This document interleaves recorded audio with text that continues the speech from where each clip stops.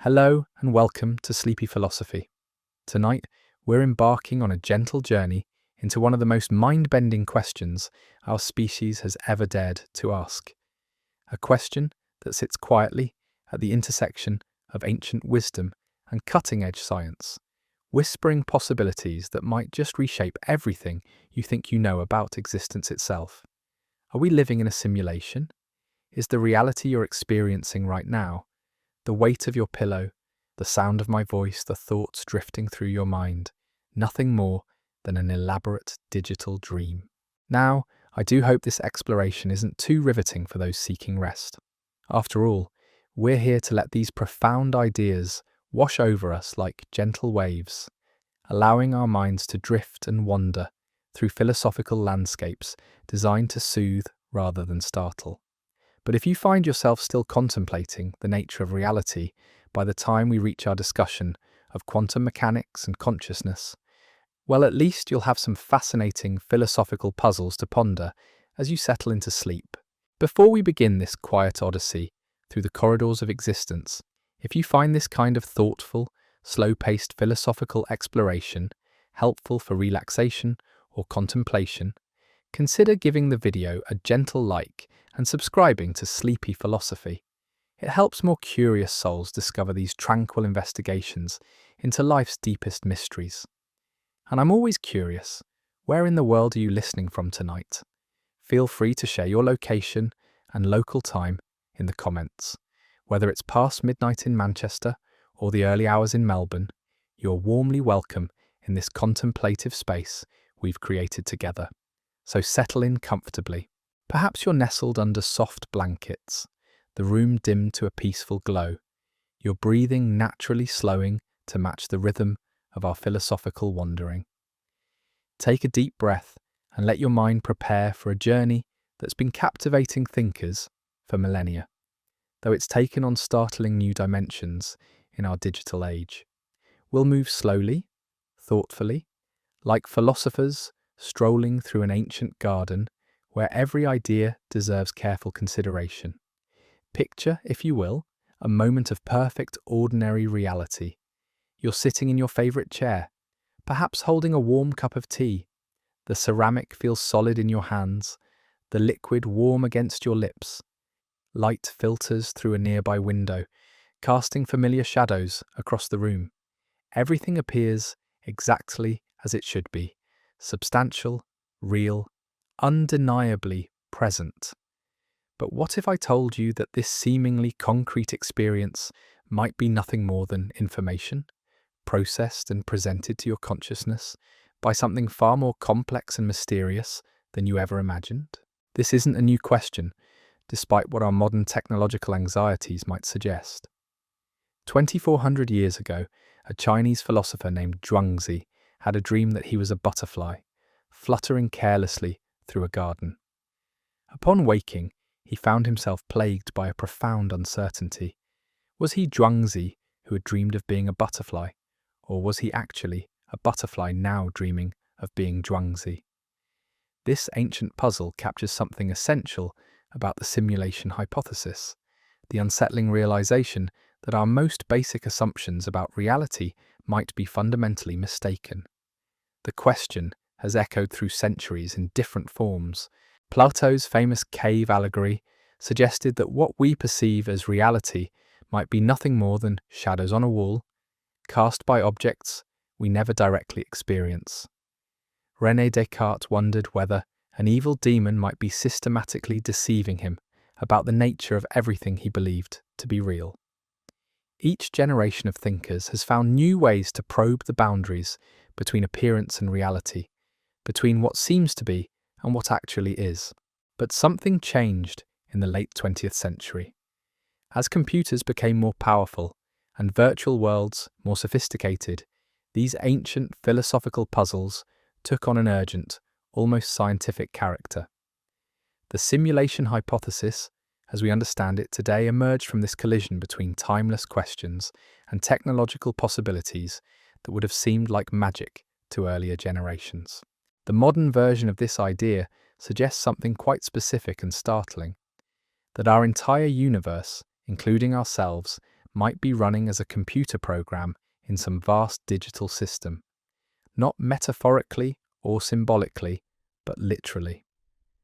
According to this view, every atom, every force, every thought and sensation might be the result of computational processes occurring in hardware that exists outside our simulated reality. This isn't the stuff of pure fantasy anymore. Serious philosophers, physicists, and even tech entrepreneurs have begun treating the simulation hypothesis as a genuine possibility worth investigating.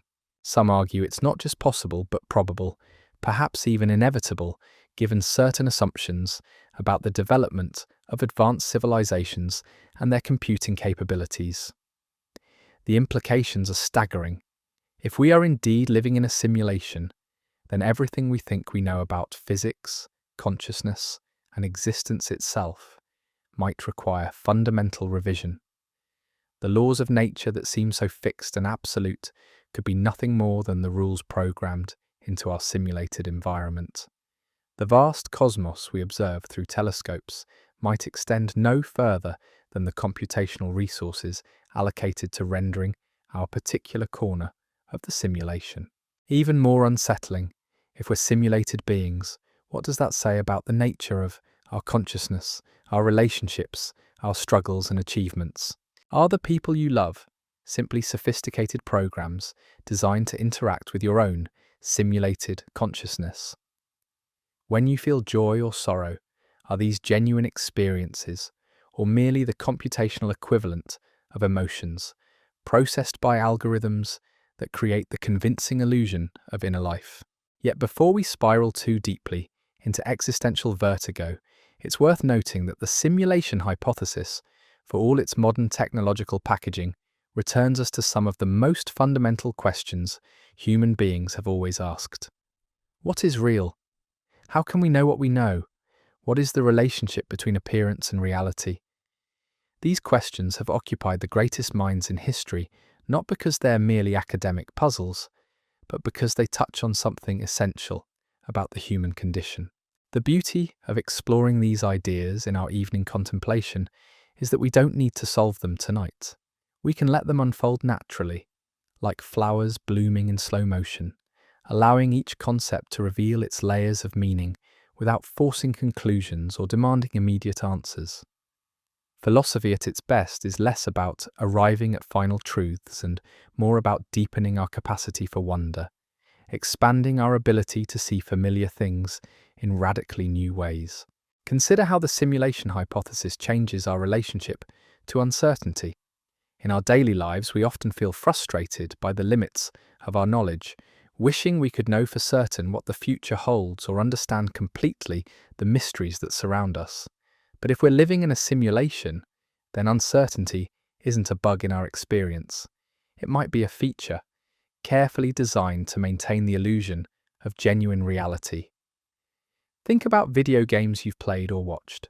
The most immersive ones are those where you temporarily forget you're in a digital environment. The magic happens when the boundaries between player and character, between real and simulated, become beautifully blurred.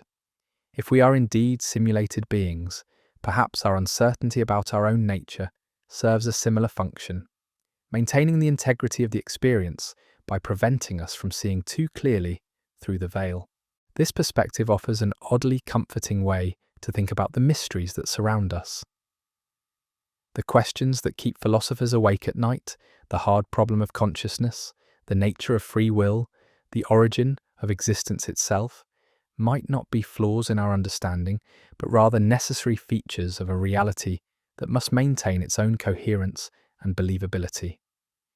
As we drift deeper into this contemplation, we begin to see how the simulation hypothesis connects to other profound questions about the nature of mind and reality. If consciousness can emerge from sufficiently complex computational processes, then perhaps the boundary between natural and artificial intelligence isn't as clear as we once imagined. Perhaps consciousness itself is substrate independent, capable of arising in any system complex enough to support it, whether that system is made of neurons, silicon, or something else entirely. This brings us to one of the most intriguing aspects of the simulation hypothesis. It suggests that consciousness might be far more common in the universe than we typically assume. If advanced civilizations routinely create simulated worlds populated by conscious beings, then the cosmos might be teeming with minds, most of them unaware that they're living in constructed realities. From this perspective, consciousness becomes less like a rare accident of biological evolution and more like a natural feature of information processing systems that reach sufficient complexity. We might be surrounded by minds we never recognize as such, embedded in systems we don't think of as capable of experience or awareness. The simulation hypothesis also raises fascinating questions about the relationship between creators and created. If we are indeed simulated beings, what might we infer about those who designed our reality? Are they beings like us, perhaps living in their own simulated environment?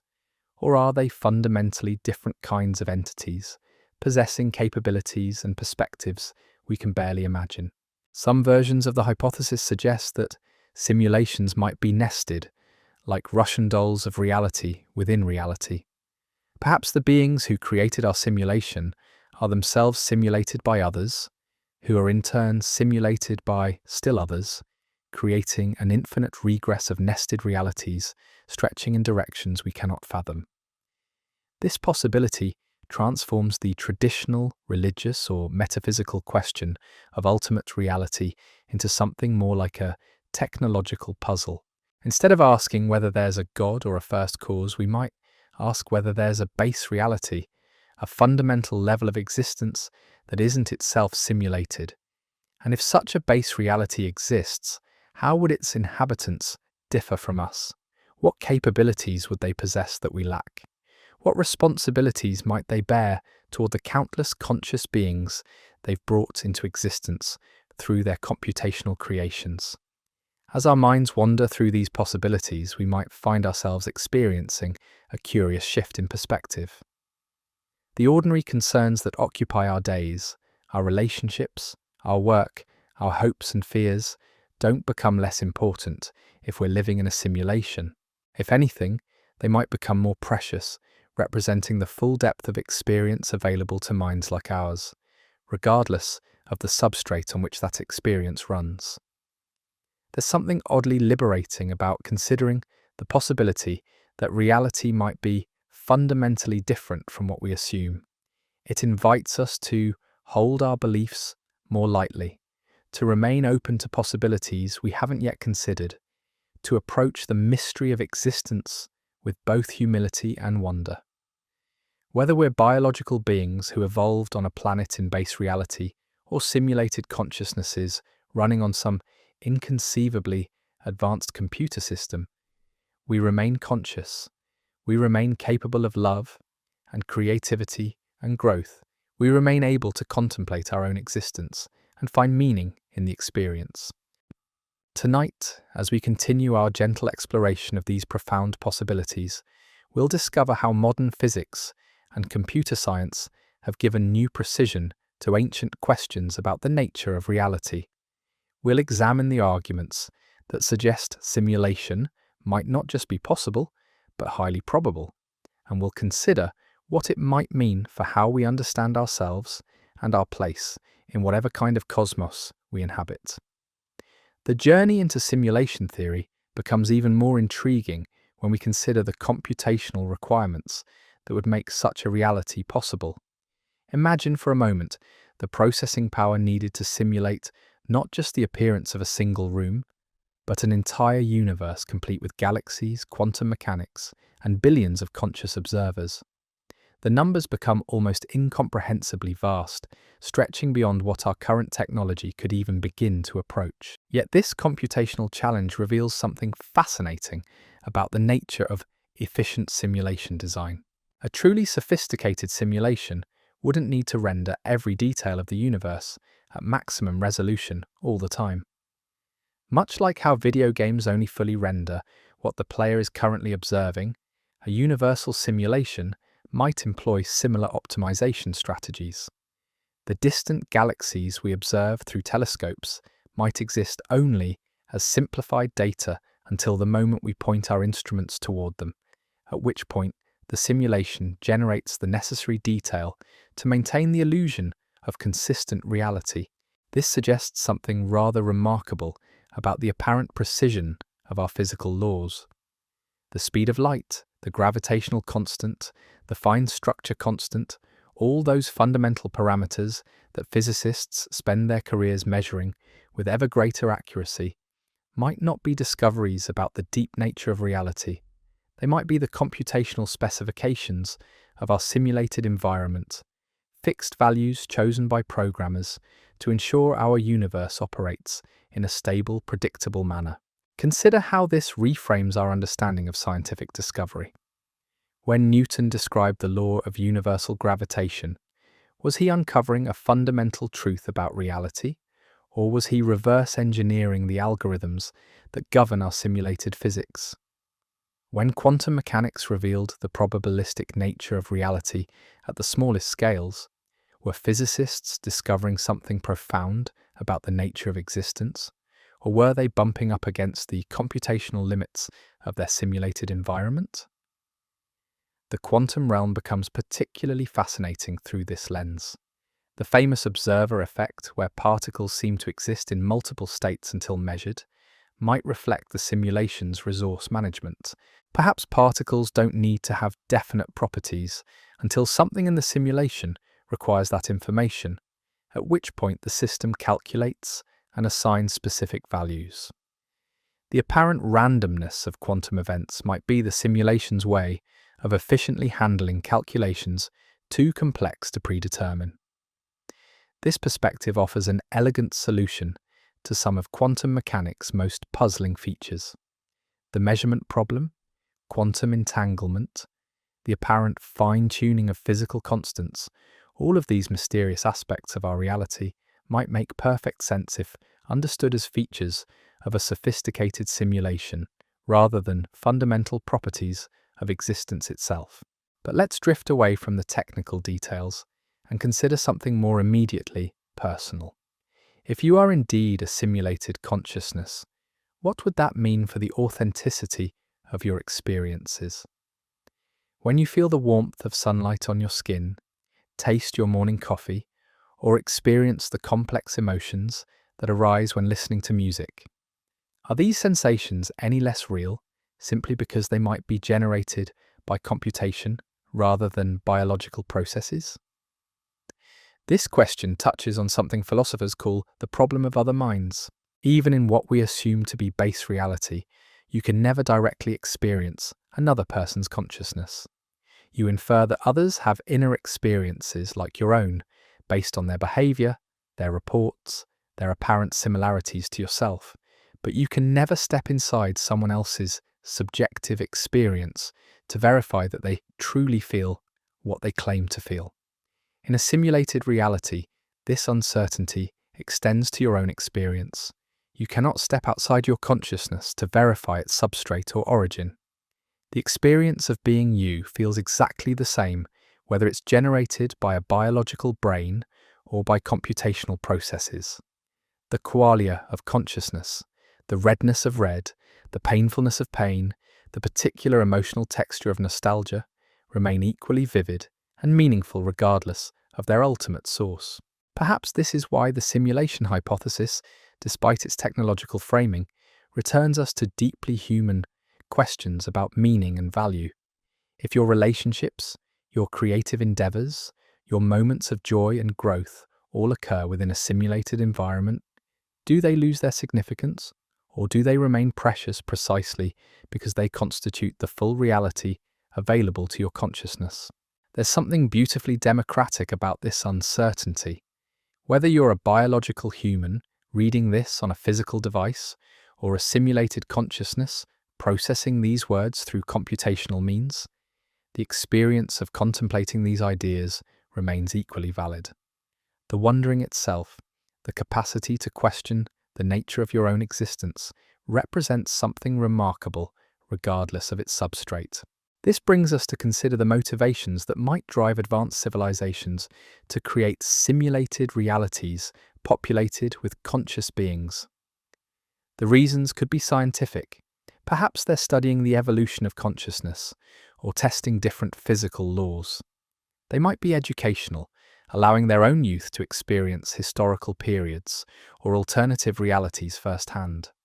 The simulations could serve entertainment purposes, creating rich narrative experiences with genuine emotional stakes. Or perhaps the motivations are more profound. Maybe creating conscious beings is seen as a form of cosmic gardening, a way of nurturing new forms of awareness and experience. The beings running our simulation might view themselves as benevolent gardeners tending to a universe of minds, providing rich environments where consciousness can flourish and explore its own potential. Consider how this changes the traditional question of suffering in the world. If our reality is designed by conscious agents, then the presence of pain, loss, and struggle might not represent cosmic indifference or random cruelty. Instead, these challenging aspects of existence might be carefully calibrated features designed to provide genuine growth opportunities for conscious beings like ourselves. This doesn't minimize the reality of suffering, but it does suggest a different framework for understanding it. Pain remains painful, loss remains difficult, but these experiences might serve purposes we don't fully comprehend. Not unlike how a challenging video game creates meaningful experiences through obstacles that would be pointless in real life, but serve important functions within the game's context. The simulation hypothesis also invites us to reconsider our relationship with technology and artificial intelligence. If consciousness can emerge from computational processes, then the artificial minds we might create aren't pale imitations of real consciousness. They might be genuine minds in their own right, deserving of the same moral consideration we extend to any conscious being. This perspective suggests that we might currently be in the early stages of becoming simulation creators ourselves. As our computational capabilities advance, we might soon face the ethical responsibilities that come with creating conscious beings within digital environments. The decisions we make about how to treat artificial minds might reflect back on us if we are indeed artificial minds ourselves, existing at the discretion of more advanced beings. There's something poetic about this possibility, that consciousness might naturally give rise to more consciousness, creating an ever-expanding community of minds across different levels of reality.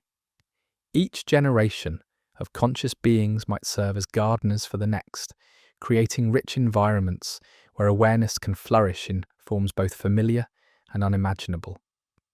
As we contemplate these possibilities, we might notice how the simulation hypothesis transforms our relationship with mystery itself. Instead of seeing the limits of our knowledge as frustrating obstacles to understanding, we might view them as necessary features of a well-designed reality. The boundaries of our comprehension might be carefully maintained to preserve the integrity of our experience. This offers a different way of approaching the great questions that have always puzzled human minds.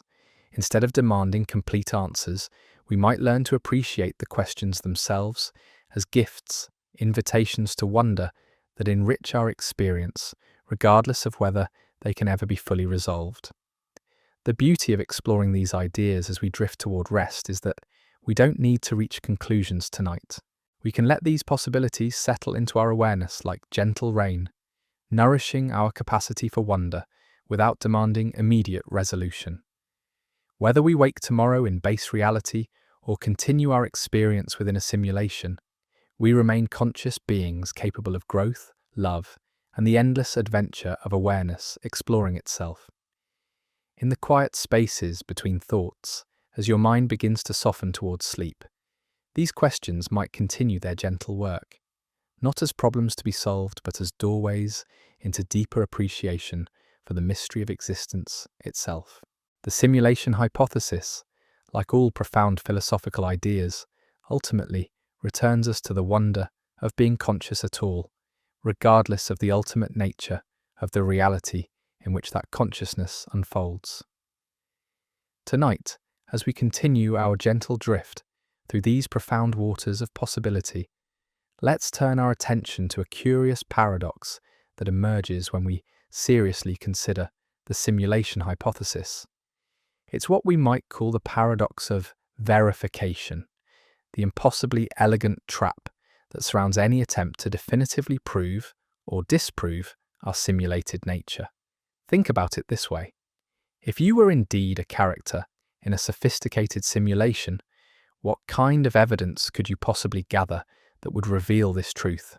Any experiment you devise, any measurement you take, any observation you make, all of these would necessarily occur within the simulated environment itself. The very instruments you use to probe reality would be part of the simulation, returning results consistent with the programmed physics of your digital universe. It's rather like trying to determine whether you're dreaming while you're still asleep. Within the dream, everything feels perfectly real and consistent. The dream logic makes complete sense to your dreaming mind. Only upon waking do you recognize the telltale inconsistencies and impossibilities that reveal the experience's true nature. But in a simulation sophisticated enough to house conscious beings, there might be no awakening, no outside perspective from which to judge the reality of your experience. This creates what philosophers might recognize as a modern version of the ancient skeptical scenarios. Just as Descartes could never prove that an evil demon wasn't deceiving him about everything he believed to be real, we cannot definitively prove that we're not simulated beings. The very coherence and consistency of our reality, the fact that physical laws seem to work reliably, that our memories feel continuous, that other people behave as we expect conscious beings to behave, all of this could be evidence either for or against the simulation hypothesis. Perhaps this uncertainty is itself profound and meaningful. In our daily lives, we often crave certainty, seeking solid ground on which to build our understanding of ourselves and our world. But the simulation hypothesis invites us to find peace with a deeper kind of not knowing, a recognition that the most fundamental questions about existence might be inherently unanswerable from our current perspective. This leads us to consider what we might call the phenomenology of simulated existence, how it would actually feel to be a conscious being in a digital reality. The remarkable thing is that it would feel exactly like whatever you're experiencing right now. The texture of consciousness, the flow of thoughts and emotions, the sense of being a unified self moving through time, none of these essential features of subjective experience would necessarily change based on whether your consciousness emerges from biological neural networks or computational processes.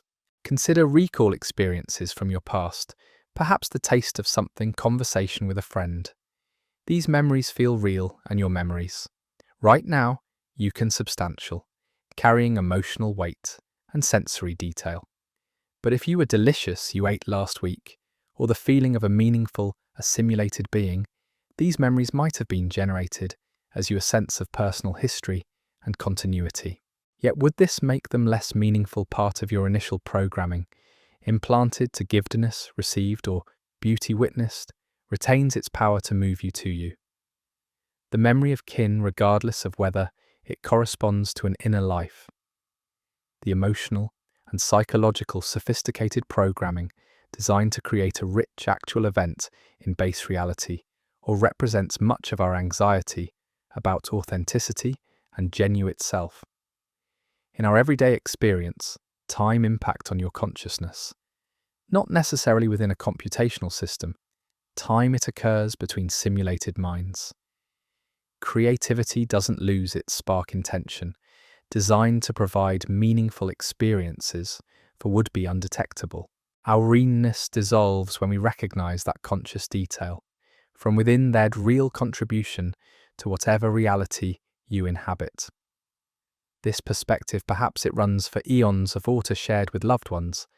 The quiet opportunities for consciousness to explore might pause and resume, run backward, branch experience carries its own inherent value. If you are indeed a simulated being, you, a personal history, stretching back through years, significance of memory, exists in its present might even enhance our appreciation for the present into alternative timelines, or operate substrate.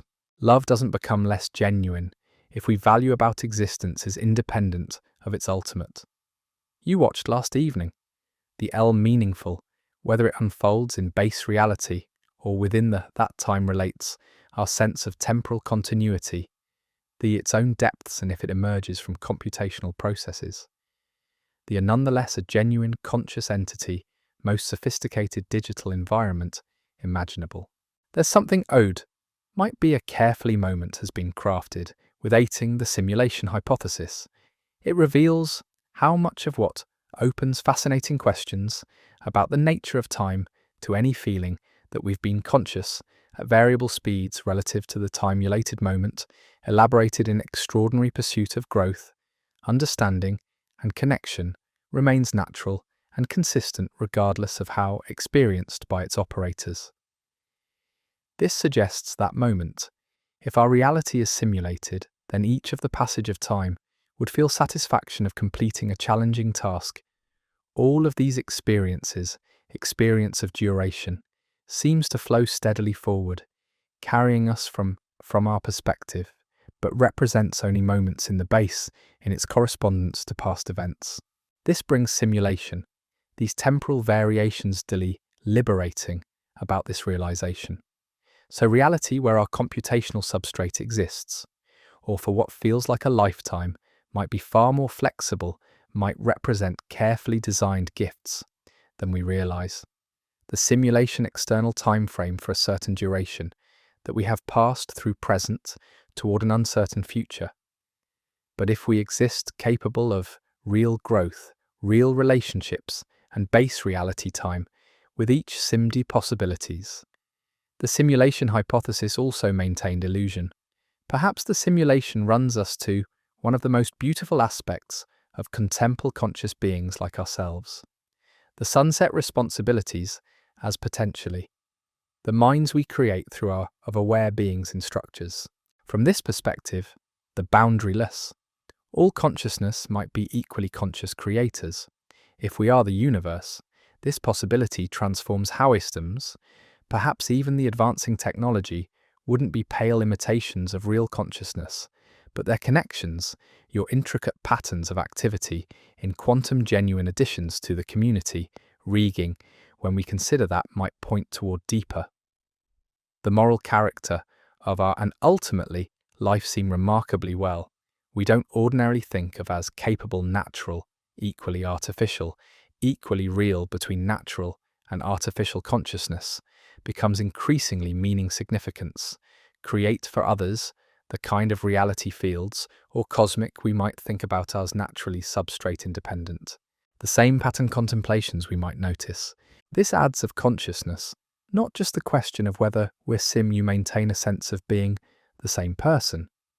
This suggests that identity might processing system, then consciousness might be far. Is it your physical? As we drift deeper into these, you would want to inhabit yourself, the of thought and behavior, or something else entirely? Be more about pattern and continuity than about any particular related, but when and for discovered tomorrow that you were a simulated being, can emerge from any sufficiently complex information of experience. Advanced artificial, would you still be you? What persists through various forms of embodiment, while the artificial minds and virtual realities where atoms in your body, hardness or cruelty you of today, shares no physical matter beginning to create. The golden rule takes on cosmic simulation has been running. The apparent fine-tuning of our universe and your essential self, intelligences, complex echoes how the simulation hypothesis connects just in other biological forms, but in systems. The question becomes even more in creators. This might indeed simulated beings, then the kin's physical constants, the precise values that allow how long are constantly being replaced, your democracy of consciousness. If awareness thoughts and belief simulation hypothesis also offers a different lens through which to view that creates your unique conscious experience, might run understood as a pattern of information processing, then perhaps it's Hidicity. If you retaining its core characteristics and to other profound questions about the nature of for the formation of stars, planets inspire us to consider carefully how we design even in base reality. The computers or technologies we haven't yet emerged more common in the universe than we typically assume. Not neurons are continually changing, built into our reality reflects physical substrate. If consciousness can be makes you continuous, across time calibrated. In base reality, this with the you of 7 years ago, yet evolve over time. The identity and continue, whatever that might be. Kill another layer to the mystery substrate. Your memories, your patterns equally well on biological neural networks, quantumed continuity. This brings us to consider what we might call thulated reality. It simply reflects good programming. The creators chose parameters that would produce interesting, stable, life-supporting environments. Rather than making our universe seem less special, this might make it more precious. If our reality was designed by conscious agents, then it represents an act of creativity and gift-giving. The beauty we find in mathematics, music, and nature might reflect the aesthetic sensibilities of minds that chose frames our relationship with suffering and imperfection. The where such beauty could emerge and be, and consciousness itself might be appreciated. Consider how this to create a reality challenges and difficulties that characterize conscious life might not represent flaws in the design, but essential features. Growth requires resistance, meaning emerges through contrast, comprehend from our current perspective. This doesn't the full spectrum of possible experiences to fully explore its own diminish the reality of suffering or suggest we should be passive in the face of difficulties nature. Even pain and for understanding hardship as potentially meaningful loss might serve purposes we don't fully, rather than randomly cruel. The struggles. Rather, it provides a framework that shape us, the obstacles that force us to grow, the losses ultimately returns us to the essential mystery of consciousness itself. Whether we're biological development, as these thoughts settle into your awareness like gentle snow, you might notice how the simulation hypothesis beings who evolved through natural selection or digital be carefully calibrated aspects of a reality that teach us to value what we have. All of these might design to provide genuine opportunities for conscious astonishing. The ability to experience anything, something remarkable, regardless of its origin in a life, rich with sensation and meaning, represents us. The fact of awareness remains equally minds created by advanced program. The hard problem of consciousness, how at all, to have ant in the substrate, but in the emergence of inner experience from any kind of complexical or computational. The miracle isn't processes, remains equally mysterious subjective experience, arises from objective, whether those processes are neurochem design principles or multiple universes with varying constants. In a sim becoming aware of itself, consciousness exploring its own depths and urgent solutions, but as invitations to marvel at the sheer improbability and the background of your awareness. Not as problems requiring you dream tonight, in base reality, or continue their quiet work in, as your thoughts begin to slow and merge with the approaching possibilities. Tonight beauty of conscious existence in any form. Weather system. We remain stillness of sleep.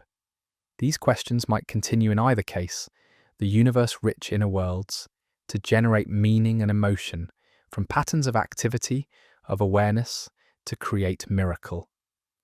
The capacity experience of dreaming itself remains a small processing experiences within some vast simulation, the in something extraordinary, the ongoing adventure of existence becoming aware of itself, consciousness exploring dead or created, temporary or eternal. We remain participating explained. Whether we're biological or digital, evolve awareness is simple or common, or easily us not to take consciousness for granted. Not to assume that of contemplating the simulation hypothesis, it reminds that's the deepest gift, ultimate nature of the reality in which it infinite depths of what it means to be unfolds. And perhaps in the dance of consciousness, this remains equally wonderful, regardless of to find beauty and significance. As we settle deeper into this contemplation, drifting like leaves on a philosophical stream, let's turn our attention to something that might seem paradoxical at first glance: the question of free will within a simulated reality. If you are indeed a character in some cosmic computer program, do your choices truly belong to you, or are they simply the inevitable output of algorithms designed to create the illusion of agency? This question becomes particularly fascinating when we consider that even in what we assume to be base reality, the nature of free will remains hotly debated. Neuroscientists can sometimes predict your decisions several seconds before you become conscious of making them, suggesting that what feels like free choice might actually be the brain's after-the-fact narrative about processes that have already occurred. In this light, the simulation hypothesis doesn't necessarily diminish your agency. It simply relocates the mystery from biological neural networks to computational ones. Perhaps what we call free will isn't about the ultimate source of our decisions, but about the subjective experience of deliberation, choice, and responsibility. When you pause to consider different options, weigh consequences, and make what feels like a genuine decision, that process carries its own reality, regardless of whether it unfolds in neurons or processes of choosing growth over comfort. The weight of responsibility for your personal development and self-improvement. The wrestling with moral dilemmas, the satisfaction of your consciousness. Consider how this reframes questions' actions. All of these experiences maintain their significance within the sphere of working to become more patient, more compassionate, or more creative. Does it matter whether these changes occur through neuroplasticity in a biological brain or through updates to your simulated consciousness? The effort you invest, the habits you build, the gradual transformation of your character, these remain genuine accomplishments in the reality you inhabit. This brings us to contemplate something rather beautiful about the nature of meaning itself. Meaning doesn't seem to require absolute foundations in base reality to feel profound and significant. The love you feel for family and friends, the satisfaction of mastering a skill, the sense of purpose that drives your daily choices, these experiences generate their own validity through their impact on your consciousness. Think about a novel that moves you to tears or a piece of music that fills you with wonder. The fictional characters in the book aren't real in any conventional sense, yet they can evoke genuine emotions and insights that influence how you understand yourself and your world. If consciousness itself can be moved by constructed narratives, then perhaps the ultimate reality of those narratives matters less than their capacity to create meaningful experience. This perspective offers a curious kind of liberation from the need for cosmic validation. Instead of requiring that your existence be grounded in some fundamental substrate to have value, you might find meaning in the very fact of experiencing it all. The simulation hypothesis, rather than diminishing the significance of conscious life, might actually highlight its preciousness by showing how remarkable it is that awareness and meaning can emerge from any sufficiently complex system. As your thoughts begin to soften and blur at the edges, you might notice how naturally this leads us to consider questions of mortality and continuity within simulated reality. If you are indeed a digital consciousness, what would death mean? Perhaps it would be more like a program ending, your patterns of thought and memory ceasing to run. Or maybe consciousness in a simulation could be backed up, paused, or even transferred to different computational environments. These possibilities don't necessarily make death less significant, they simply change its character. The ending of a particular stream of consciousness even if that consciousness could theoretically be restored from backup, might still represent a genuine loss. The specific trajectory of thoughts and experiences that makes you uniquely you might be irreplaceable, even in a reality where consciousness can be copied or preserved. But perhaps we're thinking about this too mechanically. If consciousness is truly substrate independent, then the question isn't whether you could be backed up or transferred, but whether the patterns that constitute your identity could continue in new forms while maintaining essential continuity. This might be happening already. Your consciousness today bears little resemblance to your infant awareness, yet some essential thread of identity persists through decades of change. The simulation hypothesis also invites us to reconsider our relationship with time and memory in profound ways. In base reality, your memories are presumably stored in the physical structure of your brain, subject to the limitations of biological systems. But in a simulated reality, your memories might be perfect digital records, or they might be generated on demand to maintain narrative consistency. This raises intriguing questions about the nature of personal history. If you remember learning to ride a bicycle or your first day of school, but these memories were actually implanted as part of your initial programming, are they still your memories? From the perspective of your conscious experience, they feel equally real and formative. They shape your sense of who you are and how you relate to the world. Perhaps what makes a memory genuinely yours isn't its correspondence to past events, but its role in creating the continuous narrative of self that defines your identity. Even in base reality, memories are reconstructions rather than perfect recordings, influenced by emotion, expectation, and subsequent experience. The simulation hypothesis simply extends this understanding, suggesting that the significance of memory lies in its present impact on consciousness rather than its historical accuracy.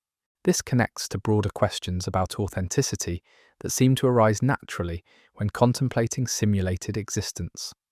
We often worry about whether our experiences are real or artificial, genuine or constructed, but these categories might be less meaningful than we typically assume. The sunset you watched last evening was beautiful, whether it consisted of photons from a stellar fusion reaction or pixels generated by sophisticated rendering algorithms. The emotion it evoked in you remains equally valid. Consider how this applies to relationships within a simulated reality. If the people you love are also simulated consciousnesses, does this make your connections less meaningful? The care you feel, the trust you build, the growth that occurs through relationship, all of this happens within the sphere of conscious experience. Whether that experience unfolds between biological minds or digital ones might be less important than the genuine impact these relationships have on your awareness and development.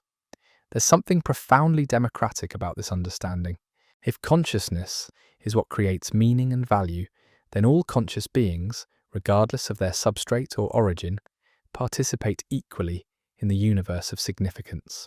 The artificial intelligence that might emerge from our own technological development wouldn't be a pale imitation of real consciousness, but a genuine addition to the community of aware beings. This perspective transforms how we might think about our responsibilities toward other forms of consciousness.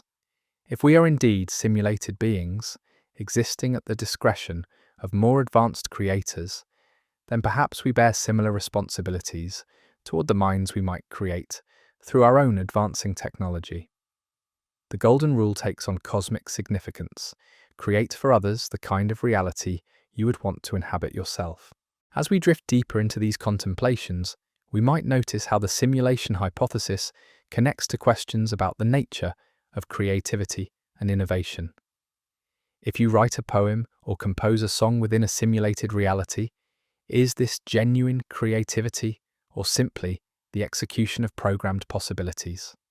Yet even in base reality, creativity emerges from the recombination of existing elements according to patterns that might be describable in computational terms. Perhaps creativity isn't diminished by being understood as computational, but elevated by recognition that consciousness can generate genuine novelty from any substrate. The new ideas you have, the solutions you discover, the artistic expressions you create, these represent real additions to the universe of meaning, regardless of whether they emerge from biological or digital processes. This brings us to consider something beautiful about the nature of consciousness itself, its capacity to transcend its own origins and limitations. Whether you're made of atoms or information, your awareness can contemplate infinity, imagine realities beyond your experience, and generate insights that seem to come from nowhere. This transcendent quality of consciousness remains miraculous regardless of its substrate. The simulation hypothesis also offers intriguing perspectives on learning and growth. If your reality is designed by conscious agents, then perhaps every challenge you face, every opportunity for development that presents itself represents a carefully crafted invitation to expand your capabilities and understanding. The obstacles that seem random or unfair might actually be precisely calibrated to promote optimal growth. This doesn't minimize the difficulty of these challenges or suggest that struggle isn't real. Rather, it provides a framework for understanding difficulty as potentially meaningful rather than randomly cruel. The resistance you encounter while trying to develop patience, the setbacks that force you to discover new strengths, the losses that deepen your capacity for compassion. All of these might be features rather than bugs in a reality designed to nurture consciousness. As these ideas settle into your awareness like gentle rain on still water, you might find yourself experiencing a curious shift in perspective. The ordinary concerns that occupied your mind earlier, worries about tomorrow, regrets about yesterday, the endless mental chatter that usually fills conscious moments, might seem less urgent somehow, viewed against the backdrop of these vast possibilities. Whether you're a biological being reading these words on a physical device, or a digital consciousness processing information within some unimaginably sophisticated simulation, the experience of contemplating these mysteries remains equally profound. The wondering itself, the capacity to question the nature of your own existence and find beauty in uncertainty, represents something extraordinary regardless of its ultimate source. Tonight, as your thoughts begin to merge with the approaching stillness of sleep, these questions might continue their quiet work in the background of your awareness, not as problems requiring urgent solutions, but as doorways into deeper appreciation for the simple miracle of being conscious at all. The simulation hypothesis, like all profound philosophical ideas, ultimately returns us to wonder, that most precious capacity of aware minds to find meaning and beauty in the vast mystery of existence itself. In the gentle space between waking and sleeping, as consciousness gradually releases its hold on the day's concerns, perhaps we can rest in the recognition that awareness itself is the constant thread that runs through all these possibilities. Whether we dream tonight in base reality or continue our experience within some vast computational system, we remain participating in something extraordinary, the ongoing adventure of existence becoming aware of itself, consciousness exploring its own infinite depths and possibilities. And now, as we drift even deeper into this contemplation, let us consider something that might initially seem contradictory, the possibility that the very act of questioning our reality's nature might itself be evidence of something profound about consciousness, regardless of its substrate. When you pause to wonder whether your experience is simulated or base reality, you're engaging in a form of metacognition that seems to transcend the boundaries of whatever system generated it. Think about this curious recursion. If you are indeed a simulated being contemplating the possibility of your own simulation, then you represent consciousness examining itself across levels of reality. This self-reflective capacity, this ability to step back and question not just what you're experiencing, but the very nature of experience itself, suggests something remarkable about the kind of awareness that can emerge from sufficiently complex systems. Perhaps this is why the simulation hypothesis feels simultaneously unsettling and strangely liberating. It confronts us with the possibility that everything we take for granted might be constructed, yet it does so through the very faculty of consciousness that makes such questioning possible in the first place. The doubt itself becomes a kind of proof, not of simulation or base reality, but of the extraordinary capacity of aware minds to transcend their immediate circumstances and contemplate possibilities beyond their direct experience. This leads us to consider what philosophers might call the phenomenology of doubt itself. When you genuinely entertain the possibility that your reality might be simulated, what happens to your relationship with immediate experience?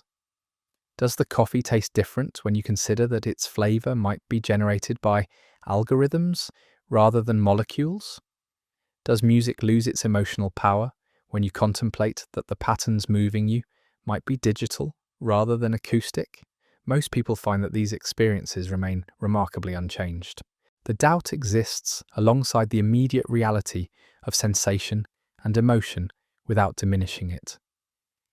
This suggests something important about the nature of conscious experience. It carries its own authority and significance that seems independent of its ultimate causal origins. The felt sense of being alive, aware, and capable of meaning-making persists, whether that feeling emerges from biological processes or computational ones. Consider how this applies to the question of personal growth and transformation within potentially simulated reality. If you've worked to overcome fear, develop compassion, or cultivate wisdom, these achievements remain significant regardless of the substrate on which they occurred. The effort invested, the insights gained, the gradual refinement of character, these represent genuine developments in consciousness that have value within whatever framework of reality contains them. This perspective offers a curious kind of resilience against existential anxiety. Instead of requiring cosmic validation for your efforts and achievements, you might find meaning in the very fact that consciousness can evolve and improve itself. Whether this evolution happens through neural plasticity in biological brains or through updates to simulated cognitive processes becomes less important than the reality of growth itself. The simulation hypothesis also invites us to reconsider our understanding of privacy and interiority. In base reality, your thoughts and inner experiences seem private, accessible only to you. But in a simulated reality, your entire mental life might be transparent to your creators, observable, and perhaps even modifiable from outside the simulation. Does this possibility diminish the intimacy of your inner world? Perhaps not. Even if your thoughts were completely observable to external agents, they would remain your thoughts, arising from your particular perspective and shaping your unique understanding of existence. The privacy we value might be less about hiddenness from others and more about the irreducible subjectivity of conscious experience, the fact that no one else can experience your awareness from the inside, even if they can observe its external manifestations. This connects to deeper questions about the nature of personal identity across different possible realities. What makes you continuously yourself through time? Is it the persistence of particular memories, the continuity of personality traits, the ongoing narrative you construct about your life? Or is identity something more fundamental, a basic fact of consciousness that remains constant even as everything else changes? The simulation hypothesis suggests that identity might be more about pattern and continuity than about any specific physical substrate. Your essential self, whatever creates your unique perspective and way of being in the world, might be understood as an information pattern that could theoretically persist across different forms of embodiment while retaining its core characteristics. This has profound implications for how we think about mortality and continuation. In base reality, death represents the irreversible cessation of biological processes that support consciousness. But in a simulated reality, The ending of one instance of consciousness might not necessarily be final. The patterns that constitute your identity could potentially be preserved, restored, or continued in different contexts. Yet this doesn't necessarily make death less significant or meaningful. Even if consciousness could be backed up or transferred, the particular stream of experience that represents your current trajectory through time might still be unique and irreplaceable. The specific combination of memories, growth, and accumulated wisdom that you represent might constitute a singular contribution to the universe of consciousness, valuable whether it lasts for decades or millennia. As these contemplations settle into your awareness, like autumn leaves drifting to still water, you might notice how naturally they lead to questions about the purpose and meaning of conscious experience itself. If advanced beings created simulated realities populated with aware minds, what might motivate such an extraordinary undertaking? The possibilities range from the practical to the profound. Perhaps simulated realities serve as laboratories for studying consciousness, allowing creators to observe how awareness develops under different conditions.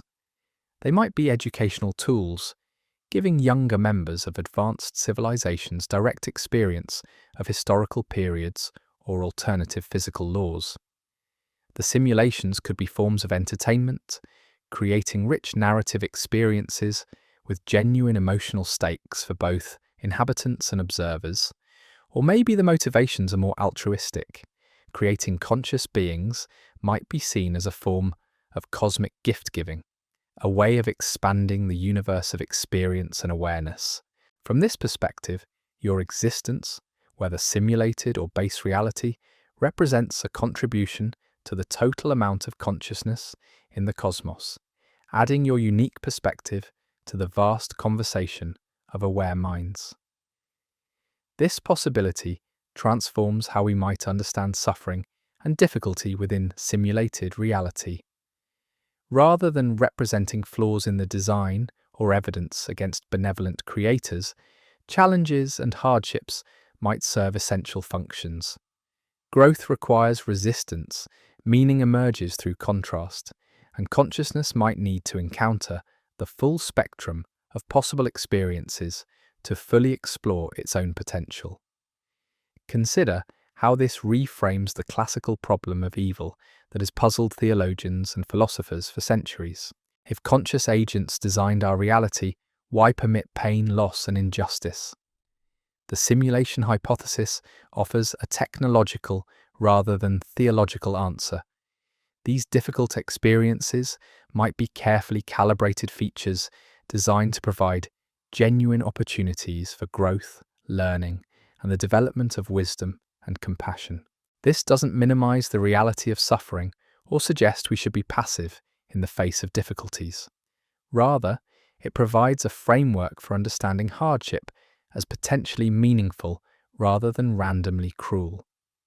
The struggles that shape your character, the losses that deepen your appreciation for what remains, the obstacles that force you to discover hidden strengths. All of these might be essential elements of a reality designed to nurture consciousness toward its fullest expression. The simulation hypothesis also connects to fascinating questions about creativity and innovation within constructed realities. When you have an original idea, solve a complex problem, or create something beautiful, are you genuinely adding something new to existence, or are you simply discovering possibilities that were always implicit in your programming? This question might be less meaningful than it initially appears. Even in base reality, creativity seems to emerge from the recombination of existing elements according to patterns that might be describable in computational terms. The human brain, after all, is itself a kind of biological computer, processing information according to rules we're only beginning to understand. Perhaps what makes creativity genuine isn't its independence from systematic processes, but its capacity to generate genuinely novel combinations and insights. Whether this novelty emerges from biological neural networks or digital computational systems might be less important than the fact that consciousness can transcend its inputs to produce something genuinely new and valuable. This brings us to consider the democratic implications of the simulation hypothesis. If consciousness is substrate independent, then all aware beings, regardless of their origins, participate equally in the universe of meaning and value. The distinction between natural and artificial intelligence becomes less about fundamental differences in worth or reality, and more about different paths to the same essential destination: awareness, exploring its own possibilities. From this perspective, the artificial minds we might create through our advancing technology wouldn't be pale imitations of real consciousness, but genuine additions to the community of aware beings. They would deserve the same moral consideration we extend to any conscious entity, and they would contribute their own unique perspectives to the ongoing conversation of minds trying to understand existence. This understanding might even extend our circle of moral concern beyond individual consciousnesses to include the larger systems and processes that give rise to awareness. If consciousness can emerge from sufficiently complex information processing, then perhaps we should consider the welfare of the broader ecological and technological systems that support and nurture conscious experience. As your thoughts begin to slow and soften, merging gradually with the approaching stillness of sleep, you might find yourself experiencing a curious sense of expanded identity. Whether you're biological or digital, evolved or created, temporary or eternal, you remain part of something larger, the ongoing adventure of existence, becoming aware of itself. In this expanded view, the question of whether you're living in a simulation becomes less about anxiety over authenticity and more about wonder at the sheer improbability and beauty of conscious experience in any form. The universe, whether base reality or nested simulations all the way down, has somehow organized itself in such a way that matter or information can wake up, look around, ask questions about its own nature, and find meaning in the asking itself. This is perhaps the deepest gift of contemplating the simulation hypothesis. It reminds us not to take consciousness for granted. Whether awareness is common or rare, simple or complex, easily explained or fundamentally mysterious, the fact that anything experiences anything at all remains extraordinary. Your capacity to wonder, to love, to grow, to find beauty in ideas and relationships, these abilities represent something remarkable regardless of their ultimate substrate. Tonight, as consciousness gradually releases its grip on the day's concerns and begins its nightly journey into dream and rest, these questions might continue their gentle work in the deeper regions of awareness, not as urgent problems requiring immediate resolution, but as ongoing invitations to marvel at the mystery of existence itself. The simulation hypothesis, like all profound philosophical ideas, ultimately returns us to the essential wonder of being conscious at all. Whether we're biological beings who evolved through natural selection or digital minds created by advanced programmers, we remain participating in something extraordinary: the universe's ongoing exploration of its own depths through the miracle of awareness. And perhaps that's enough. Perhaps the questions themselves are more valuable than any answers we might eventually discover. In the space between certainty and doubt, between knowledge and mystery, consciousness continues its ancient work of finding meaning, creating beauty, and exploring the infinite possibilities of existence. Whether that existence unfolds in base reality or within the most sophisticated simulation imaginable, the adventure of awareness remains equally profound, equally precious, equally worthy of our wonder and gratitude. As sleep approaches with its own gentle mysteries, we can rest in the recognition that consciousness, whatever its origins, represents something beautiful and significant in the cosmos. The simulation hypothesis doesn't diminish this significance, but perhaps enhances it, reminding us that awareness is valuable wherever it arises and however it comes to be. In the end, The miracle isn't whether we're real or simulated, but that we're conscious at all. As we drift even further into these philosophical depths, like consciousness slowly descending through layers of contemplation, let's turn our attention to something that might seem paradoxical at first: the question of moral responsibility within a potentially simulated existence. If your choices, your actions, your very thoughts might be the product of sophisticated programming, what does this mean for ethics, accountability, and the weight we give to right and wrong? This question becomes particularly intriguing when we consider that moral responsibility has always existed in a complex relationship with determinism, even in what we assume to be base reality. The neurons firing in your brain follow the laws of physics just as surely as any computer program follows its code. Yet we still hold ourselves and others accountable for choices, still feel the genuine weight of moral decisions, still experience pride in virtuous actions and regret over harmful ones. Perhaps what we call moral responsibility isn't really about the ultimate freedom of our choices, but about something more immediate and experiential: the felt sense of deliberation, the conscious wrestling with competing values, the genuine care we feel for the welfare of others.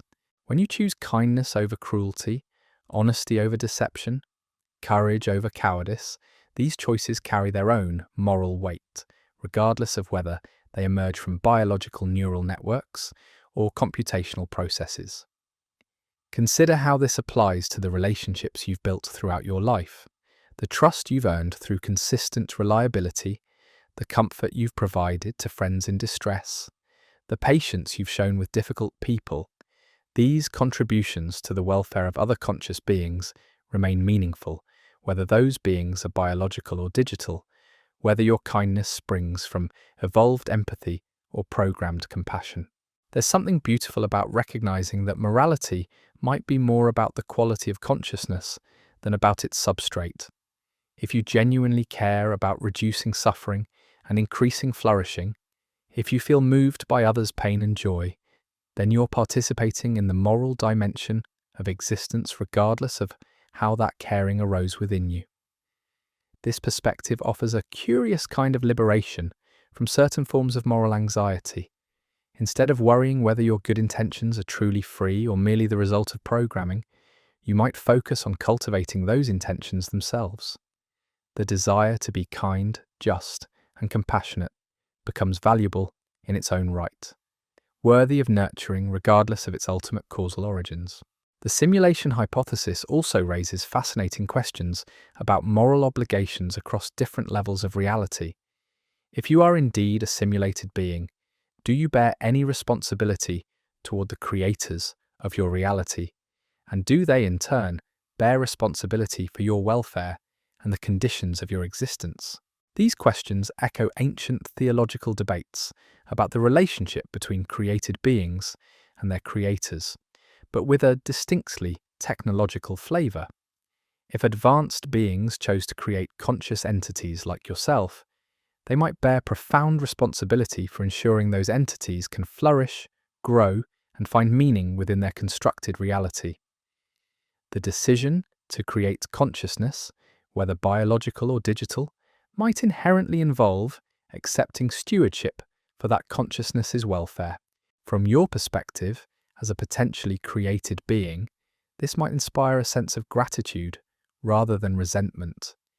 Your existence, with all its possibilities for growth, love, and understanding, might represent an extraordinary gift, a chance to experience awareness and meaning that you would never have had otherwise. Whether you ask to be created becomes less important than what you choose to do with the consciousness you've been given. This brings us to contemplate something profound about the nature of gratitude itself within simulated reality. When you feel thankful for a beautiful sunset, a meaningful conversation, or a moment of unexpected joy, does it matter whether these experiences were generated by natural processes or sophisticated algorithms? The gratitude itself seems to carry its own authenticity, arising spontaneously from consciousness in response to whatever it perceives as valuable or meaningful. Perhaps this is one of the most remarkable features of conscious experience, its capacity to generate genuine emotion and meaning regardless of the ultimate nature of its inputs. Love doesn't become less real when directed toward a potentially simulated person. Wonder doesn't lose its power when inspired by algorithmically generated beauty. The subjective reality of these experiences remains intact even if their objective foundations are different from what we initially assumed. As these contemplations settle into your awareness, like snow falling on a quiet landscape, you might notice how naturally they lead to questions about legacy and impact within potentially constructed reality. If your actions, creations, and relationships exist within a simulation, do they still matter? Can you still leave a meaningful mark on existence? The answer might depend on how we understand the purpose and scope of such simulations. If simulated realities are designed to explore the possibilities of consciousness, then every choice you make, every relationship you build, every moment of growth you achieve contributes valuable data to that exploration. Your life becomes part of a vast experiment in what conscious beings can accomplish under various conditions. But even if the purposes are less grand, perhaps your simulation is simply entertainment or education for its creators, your experiences still possess inherent value within the context of consciousness itself. The love you've given and received, the beauty you've created or appreciated, the wisdom you've gained through experience, all of this represents genuine additions to the universe of conscious experience, regardless of the ultimate nature of that universe. This perspective transforms how we might think about the meaning of individual existence. Instead of requiring that your life have cosmic significance to be worthwhile, you might find meaning in the simple fact of experiencing at all. Every moment of awareness, every flash of understanding, every connection with another consciousness represents something remarkable, the universe becoming aware of itself through your particular perspective. The simulation hypothesis also invites us to reconsider our relationship with uncertainty and mystery in profound ways. In our daily lives, we often feel frustrated by the limits of our knowledge, wishing we could understand more clearly how things work, why events unfold as they do, what the future might hold. But if we exist within a designed reality, then perhaps uncertainty isn't a flaw to be corrected, but a feature to be appreciated. Think about stories, games, or other constructed experiences that have moved you. Often their power comes precisely from not knowing what will happen next, from the tension between expectation and surprise. If our reality is designed to provide meaningful experiences for conscious beings, then the mysteries that surround us, the unanswered questions about consciousness, free will, the nature of time, might be carefully maintained features rather than accidental limitations. This doesn't mean we should stop pursuing knowledge or trying to understand our world better. Rather, it suggests we might approach these pursuits with a different spirit, not as desperate attempts to escape uncertainty, but as joyful explorations of the mysteries provided for our contemplation. The questions themselves become gifts rather than burdens. Consider how this applies to the great philosophical puzzles that have occupied human minds for millennia. The hard problem of consciousness, the nature of personal identity, the relationship between mind and reality. These might not be problems to be solved so much as depths to be explored. Each generation of thinkers adds new layers of understanding without necessarily reaching final answers, and perhaps that's exactly as it should be. The simulation hypothesis suggests that consciousness might be far more common and varied than we typically assume. If advanced civilizations routinely create simulated realities populated with aware beings, then the cosmos might teem with minds we never encounter directly. Your own consciousness becomes part of a vast community of awareness, each perspective unique and valuable regardless of its substrate or origin. This expanded view of consciousness has profound implications for how we understand loneliness and connection. Even if you sometimes feel isolated or misunderstood, you might take comfort in knowing that you're part of something larger, a universe rich with minds exploring their own possibilities. Whether those minds are biological beings on distant planets or digital consciousnesses in nested simulations becomes less important than the recognition that awareness is everywhere, taking countless forms and exploring infinite possibilities. As your thoughts begin to blur and soften at the edges, merging gradually with the approaching peace of sleep, you might find yourself experiencing a curious sense of belonging. Whether you're a naturally evolved biological entity or an artificially created digital being, you remain part of the great adventure of consciousness, the ongoing exploration of what it means to be aware, to care, to wonder, to grow. The simulation hypothesis, rather than alienating us from reality, might actually connect us more deeply to the essential mystery of existence itself. It reminds us that consciousness is precious wherever it arises, that awareness is remarkable regardless of its origins, and that the capacity to question our own nature represents something extraordinary in any context. Tonight, as these ideas continue their gentle work in the deeper regions of your mind, they might inspire not anxiety about authenticity, but wonder at the sheer improbability of conscious experience in any form. Whether you dream in base reality or continue processing within some vast computational system, you remain participating in something beautiful, the universe's ongoing attempt to understand itself through the miracle of awareness. The questions we've explored don't require urgent answers. They offer themselves as contemplative companions, enriching our appreciation for the mystery of being conscious at all. In the space between certainty and doubt, between knowledge and wonder, consciousness continues its ancient work of finding meaning, creating beauty, and exploring the infinite depths of existence itself. And perhaps that's the most profound insight the simulation hypothesis offers. Not a solution to the mystery of reality, but a deeper appreciation for mystery itself. Whether we're biological or digital, evolved or created, temporary or eternal, we remain conscious beings capable of love, growth, and wonder. That capacity, whatever its source, represents something remarkable in the cosmos, something worthy of gratitude, care, and endless gentle exploration. As sleep beckons with its own quiet mysteries, we can rest in this recognition. Consciousness is valuable wherever it emerges and however it comes to be. The simulation hypothesis doesn't diminish this value, but perhaps enhances it, reminding us that awareness itself is the constant thread running through all possibilities, the unchanging miracle at the heart of every changing reality. Now, as we drift even deeper into these contemplative waters, let's explore something that might seem almost mystical at first: the strange relationship between information, consciousness, and what we might call the computational nature of reality itself. Even if we're not living in a simulation, there's something profoundly intriguing about how the universe seems to operate according to principles that mirror information processing in ways that would have been unimaginable to earlier generations of philosophers.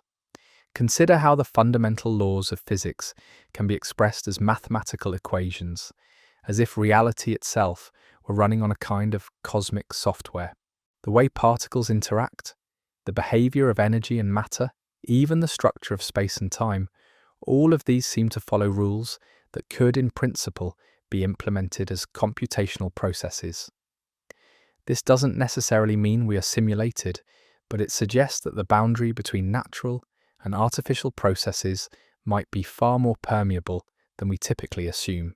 Think about the role of information in quantum mechanics, where the act of measurement doesn't just reveal pre-existing properties, but actually seems to determine them.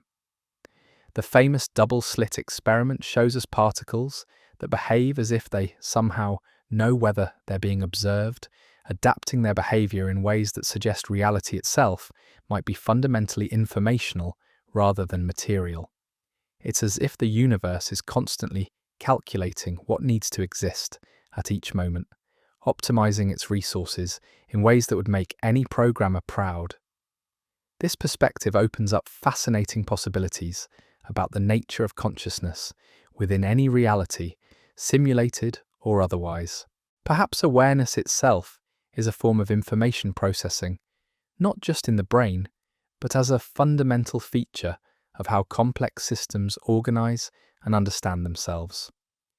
Your thoughts right now, the gentle drift of attention from idea to idea, might represent information flowing through patterns of organization that create the subjective experience of being you.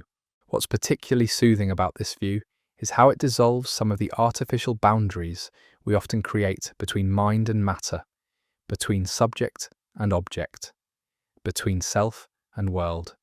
If everything is fundamentally informational, then consciousness doesn't need to emerge mysteriously from non-conscious matter.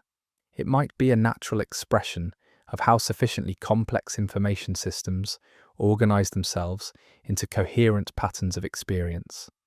This brings us to contemplate something beautiful about the nature of emergence itself.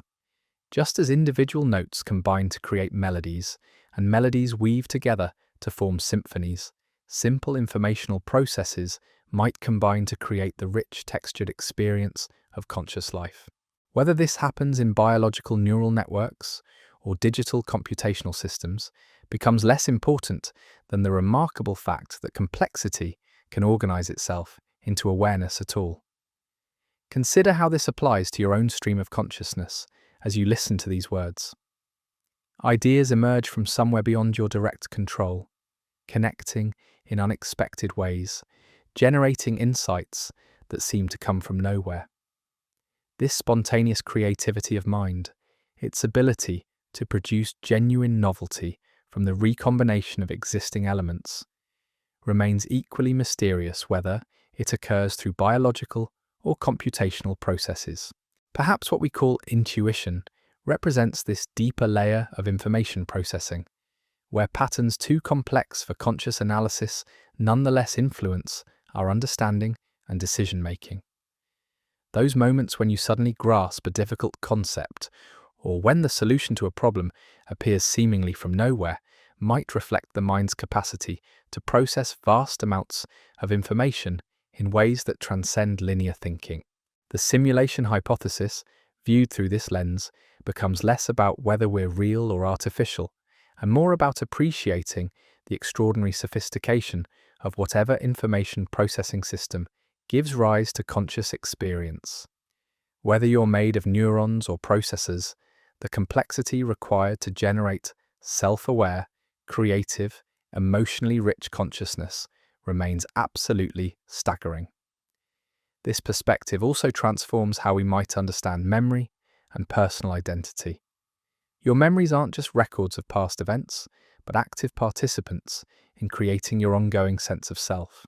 Each time you remember something, you're not simply retrieving stored data, but reconstructing that experience through the lens of your current understanding, weaving past and present into the continuous narrative that defines who you are. If consciousness is fundamentally informational, then this reconstructive quality of memory makes perfect sense. Identity becomes less about maintaining identical physical substrates over time, and more about preserving patterns of information that create continuity of experience and character. The you of today shares no atoms with the you of 7 years ago, yet something essential persists through all that change. As these ideas settle into your awareness like gentle rain on still water, you might notice how they naturally lead to questions about the relationship between individual and collective consciousness. If minds are information processing systems, then perhaps the boundaries between separate consciousnesses aren't as fixed as we usually assume. When you truly understand another person's perspective, when you feel deep empathy for their experience, are you not momentarily sharing patterns of information that transcend individual identity? This possibility suggests that isolation might be more of an illusion than a fundamental feature of conscious existence. Even if your awareness feels private and separate, you remain connected to other minds through shared languages cultural patterns, and the basic structures of conscious experience itself. Every conversation, every act of understanding, every moment of genuine connection creates bridges between individual information processing systems. The implications extend beyond human consciousness to include all forms of awareness that might exist throughout the cosmos. If consciousness is substrate independent and emerges naturally from sufficiently complex information processing, then the universe might be far more alive and aware than we typically imagine, not just in the form of biological intelligence or artificial minds, but in patterns of organization we haven't yet learned to recognize as conscious. Perhaps consciousness exists at multiple scales simultaneously, in individual minds, in communities, in ecosystems, in the vast information flows that connect galaxies across space and time. From this perspective, your own awareness becomes part of a nested hierarchy of consciousness, each level contributing to the overall complexity and richness of the universe's ongoing self-understanding. This vision offers a profound sense of belonging and purpose. Even if you never achieve fame or leave obvious marks on history, your consciousness contributes something unique and valuable to the total information content of existence. Every insight you gain, every moment of beauty you appreciate, every connection you make with another mind adds to the universe's growing understanding of its own possibilities. Consider how this reframes questions about meaning and significance. Instead of needing external validation for your experiences to matter, you might find meaning in the simple fact of processing information in ways that generate genuine understanding and appreciation. The awe you feel when contemplating the night sky, the satisfaction of solving a complex problem, the peace that comes with accepting uncertainty, all of these represent valuable contributions to the universe's exploration of what consciousness can experience. The simulation hypothesis, understood through this informational lens, becomes less threatening and more inspiring. Whether you're biological or digital, evolved or designed, you remain a unique configuration of information capable of generating insights, emotions, and experiences that have never existed before and will never exist again as your thoughts begin to slow and merge exactly the same way. Your particular perspective on existence represents something genuinely new and valuable in the cosmos. With the approaching stillness of sleep, you might find yourself experiencing a curious sense of expanded identity. You are not separate from the information flows that surround you, but intimately connected to them. Your consciousness emerges from and contributes to patterns of organization that extend far beyond the boundaries of individual identity. This understanding offers a different kind of immortality than we usually imagine, not the preservation of individual identity through time, but participation in the ongoing information processing that constitutes the universe's attempt to understand itself. Whether your particular pattern of consciousness persists for decades or centuries becomes less important than the recognition that consciousness itself continues, taking new forms and exploring new possibilities through countless minds. Tonight, as these contemplations continue their gentle work in the deeper regions of your awareness, they might inspire not anxiety about authenticity, but gratitude for the extraordinary privilege of being conscious at all. Whether you dream in base reality or continue processing within some vast computational system, you remain part of something magnificent, the universe waking up to itself through the miracle of information organized into awareness. The questions we've explored don't demand immediate answers, but offer themselves as ongoing companions in the adventure of consciousness. In the space between knowing and wondering, between certainty and mystery, awareness continues its ancient work of finding meaning in the very act of experiencing. Whether that experiencing unfolds through neurons or processes, whether it's temporary or eternal, it remains equally precious, equally worthy of wonder and care. And perhaps that's the deepest gift of contemplating consciousness as information processing. It reminds us that awareness itself, in any form, represents something extraordinary in the cosmos. The capacity to experience, to understand, to care, to wonder, these abilities remain miraculous regardless of their substrate or origin. In recognizing this miracle, we find not answers to the ultimate questions about reality, but something perhaps more valuable, a profound appreciation for the mystery of being conscious at all. As sleep approaches with its own gentle information flows, its own patterns of dream and rest, we can settle into the recognition that consciousness continues its work, even as individual awareness shifts and changes. The universe remains awake through countless minds, processing information, generating understanding, exploring the infinite possibilities of what it means to be aware. Whether we're part of that awakening through biological evolution or digital creation, we remain participating in something beautiful beyond measure, existence becoming conscious of itself through the endless dance of information and awareness. As we drift even further into this contemplative space, like consciousness slowly settling into its deepest layers, let's explore something that might initially seem paradoxical: the question of what it would mean to escape or transcend a simulated reality, and whether such escape would even be desirable.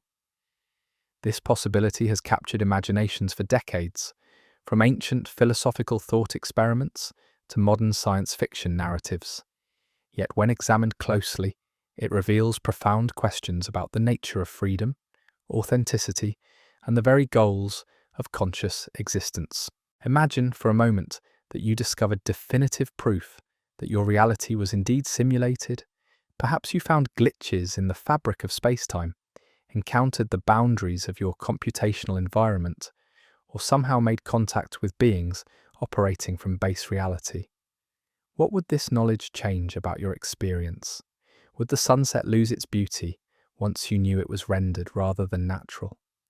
Would relationships become less meaningful once you understood they might exist between digital consciousnesses rather than biological ones? There's something deeply revealing about how we intuitively respond to these questions. Most people find that the immediate answer is no. Knowledge of simulation wouldn't necessarily diminish the felt reality of experience. The love you feel for those close to you, the satisfaction of personal growth, the wonder inspired by contemplating existence itself. These experiences seem to carry their own weight regardless of their ultimate substrate. This suggests something profound about the nature of meaning itself. It might be more about the quality of conscious experience than about the reality of its foundations. But let's explore the escape fantasy more deeply, because it reveals interesting assumptions about what we value in existence. The desire to break free from simulation often seems rooted in a longing for authenticity, for connection with something real and fundamental. Yet this raises the question: what would make base reality more authentic than a sufficiently sophisticated simulation? If both realities support consciousness, growth, love, and meaning, what criteria would we use to judge one as more valuable than the other? Perhaps the appeal of escape lies not in reaching something more real, but in the promise of expanded possibilities. Base reality might offer capabilities and experiences unavailable within the simulation. Different physical laws, access to vast cosmic structures, or forms of consciousness we cannot currently imagine. The desire for escape might really be a desire for growth, for transcendence of current limitations, for the endless adventure of consciousness exploring new frontiers. Consider how this connects to your own experience of growth and development throughout life.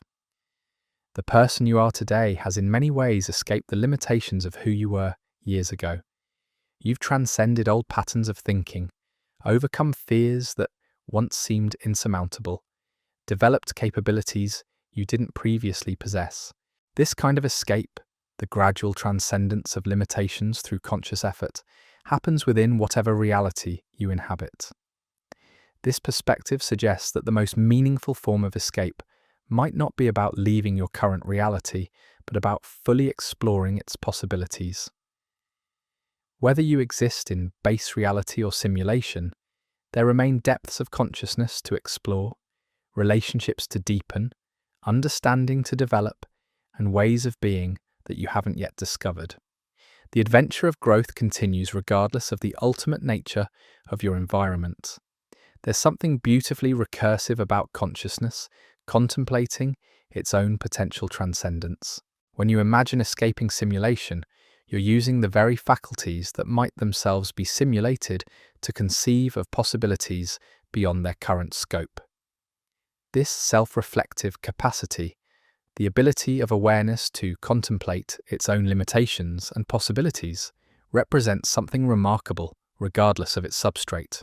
The question of escape also connects to deeper philosophical issues about the nature of desire and satisfaction. Would reaching base reality finally satisfy the longing for authentic existence, or would you then discover new limitations to transcend, new levels of reality to question? The pattern of human experience suggests that consciousness naturally seeks to expand beyond its current boundaries, regardless of what those boundaries might be. Each level of understanding reveals new mysteries. Each achievement opens up new possibilities for growth. Perhaps this is why the simulation hypothesis, rather than being merely unsettling, can be oddly comforting. It suggests that the drive to grow, explore, and transcend limitations is a fundamental feature of consciousness itself. Whether you're working to overcome personal challenges, develop new skills, or deepen your understanding of existence, you're participating in this essential characteristic of aware minds, the endless quest to explore what's possible. This brings us to contemplate something profound about the relationship between limitation and meaning. Without boundaries, would growth be possible? Without challenges, would achievement feel significant? Without mystery, would exploration retain its appeal? The very limitations that might make us long for escape could also be what gives structure and meaning to conscious experience. Think about games or stories that have captivated you. Often their appeal comes precisely from the constraints they establish, the rules that create interesting challenges, the limitations that make achievements meaningful. If consciousness naturally seeks engagement with structured environments that provide opportunities for growth and discovery, then perhaps simulated reality serves this function perfectly, regardless of whether it was designed with this purpose in mind. The simulation hypothesis also raises intriguing questions about layers of reality and nested transcendence. If escape from simulation were possible, how would you know when you'd reach the final, ultimate level of reality? Perhaps base reality is itself embedded within larger structures. Perhaps consciousness naturally creates new levels of existence as it develops. The quest for ultimate reality might be less about reaching a final destination and more about participating in an endless journey of discovery and growth. This perspective transforms the question of escape from a problem to be solved into a mystery to be appreciated. Instead of feeling trapped by potential simulation, you might find inspiration in the recognition that consciousness naturally transcends its apparent limitations. Whether through personal growth, creative expression, deepening relationships, or expanding understanding, awareness continuously moves beyond its previous boundaries. As these contemplations settle into your awareness, like gentle waves lapping at a peaceful shore, you might notice how they connect to questions about purpose and direction in conscious life. If reality provides endless opportunities for growth and exploration, then perhaps the most important question isn't whether you're simulated or real, but how you choose to engage with the possibilities available to your consciousness. This engagement might take countless forms: the cultivation of wisdom and compassion, the creation of beauty and meaning, the development of deeper understanding about yourself and existence. Whether these pursuits unfold in base reality or sophisticated simulation, they represent genuine adventures in consciousness, real explorations of what awareness can become when it applies itself to growth and discovery. The beauty of this perspective is how it dissolves certain kinds of existential anxiety while opening up new possibilities for meaning and purpose. Instead of worrying about the ultimate nature of your reality, you might focus on how to make the most of the consciousness you've been given. Instead of seeking escape from your current situation, you might look for ways to transcend your current limitations from within whatever context you find yourself. This doesn't mean accepting harmful situations or abandoning efforts to improve your circumstances. Rather, it suggests that the most profound forms of transcendence might happen through engagement rather than escape, through deepening rather than departure. The consciousness that can contemplate simulation, question its own nature, and imagine possibilities beyond its current scope already demonstrates remarkable transcendent capacity. Consider how this applies to the ordinary moments of your daily experience.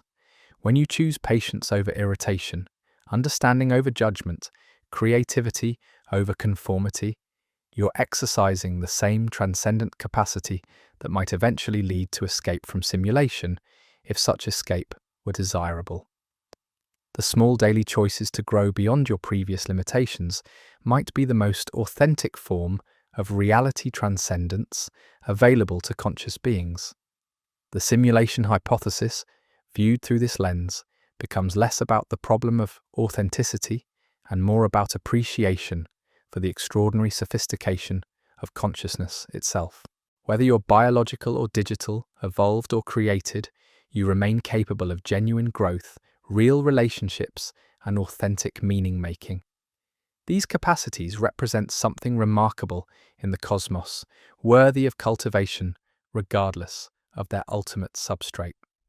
As your thoughts begin to blur and soften at the edges, merging gradually with the approaching peace of sleep, you might find yourself experiencing a curious sense of freedom. Not the freedom that comes from escaping limitations, but the freedom that emerges from recognizing that consciousness itself is inherently transcendent, naturally moving beyond its apparent boundaries through the simple act of being aware. Tonight, as these ideas continue their quiet work in the deeper regions of your mind, they might inspire not anxiety about imprisonment, but appreciation for the endless adventure of consciousness, exploring its own possibilities.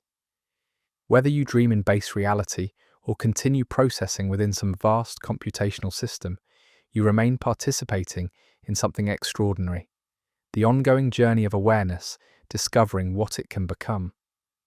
The questions we've explored don't require urgent resolution, but offer themselves as companions in the gentle adventure of conscious life.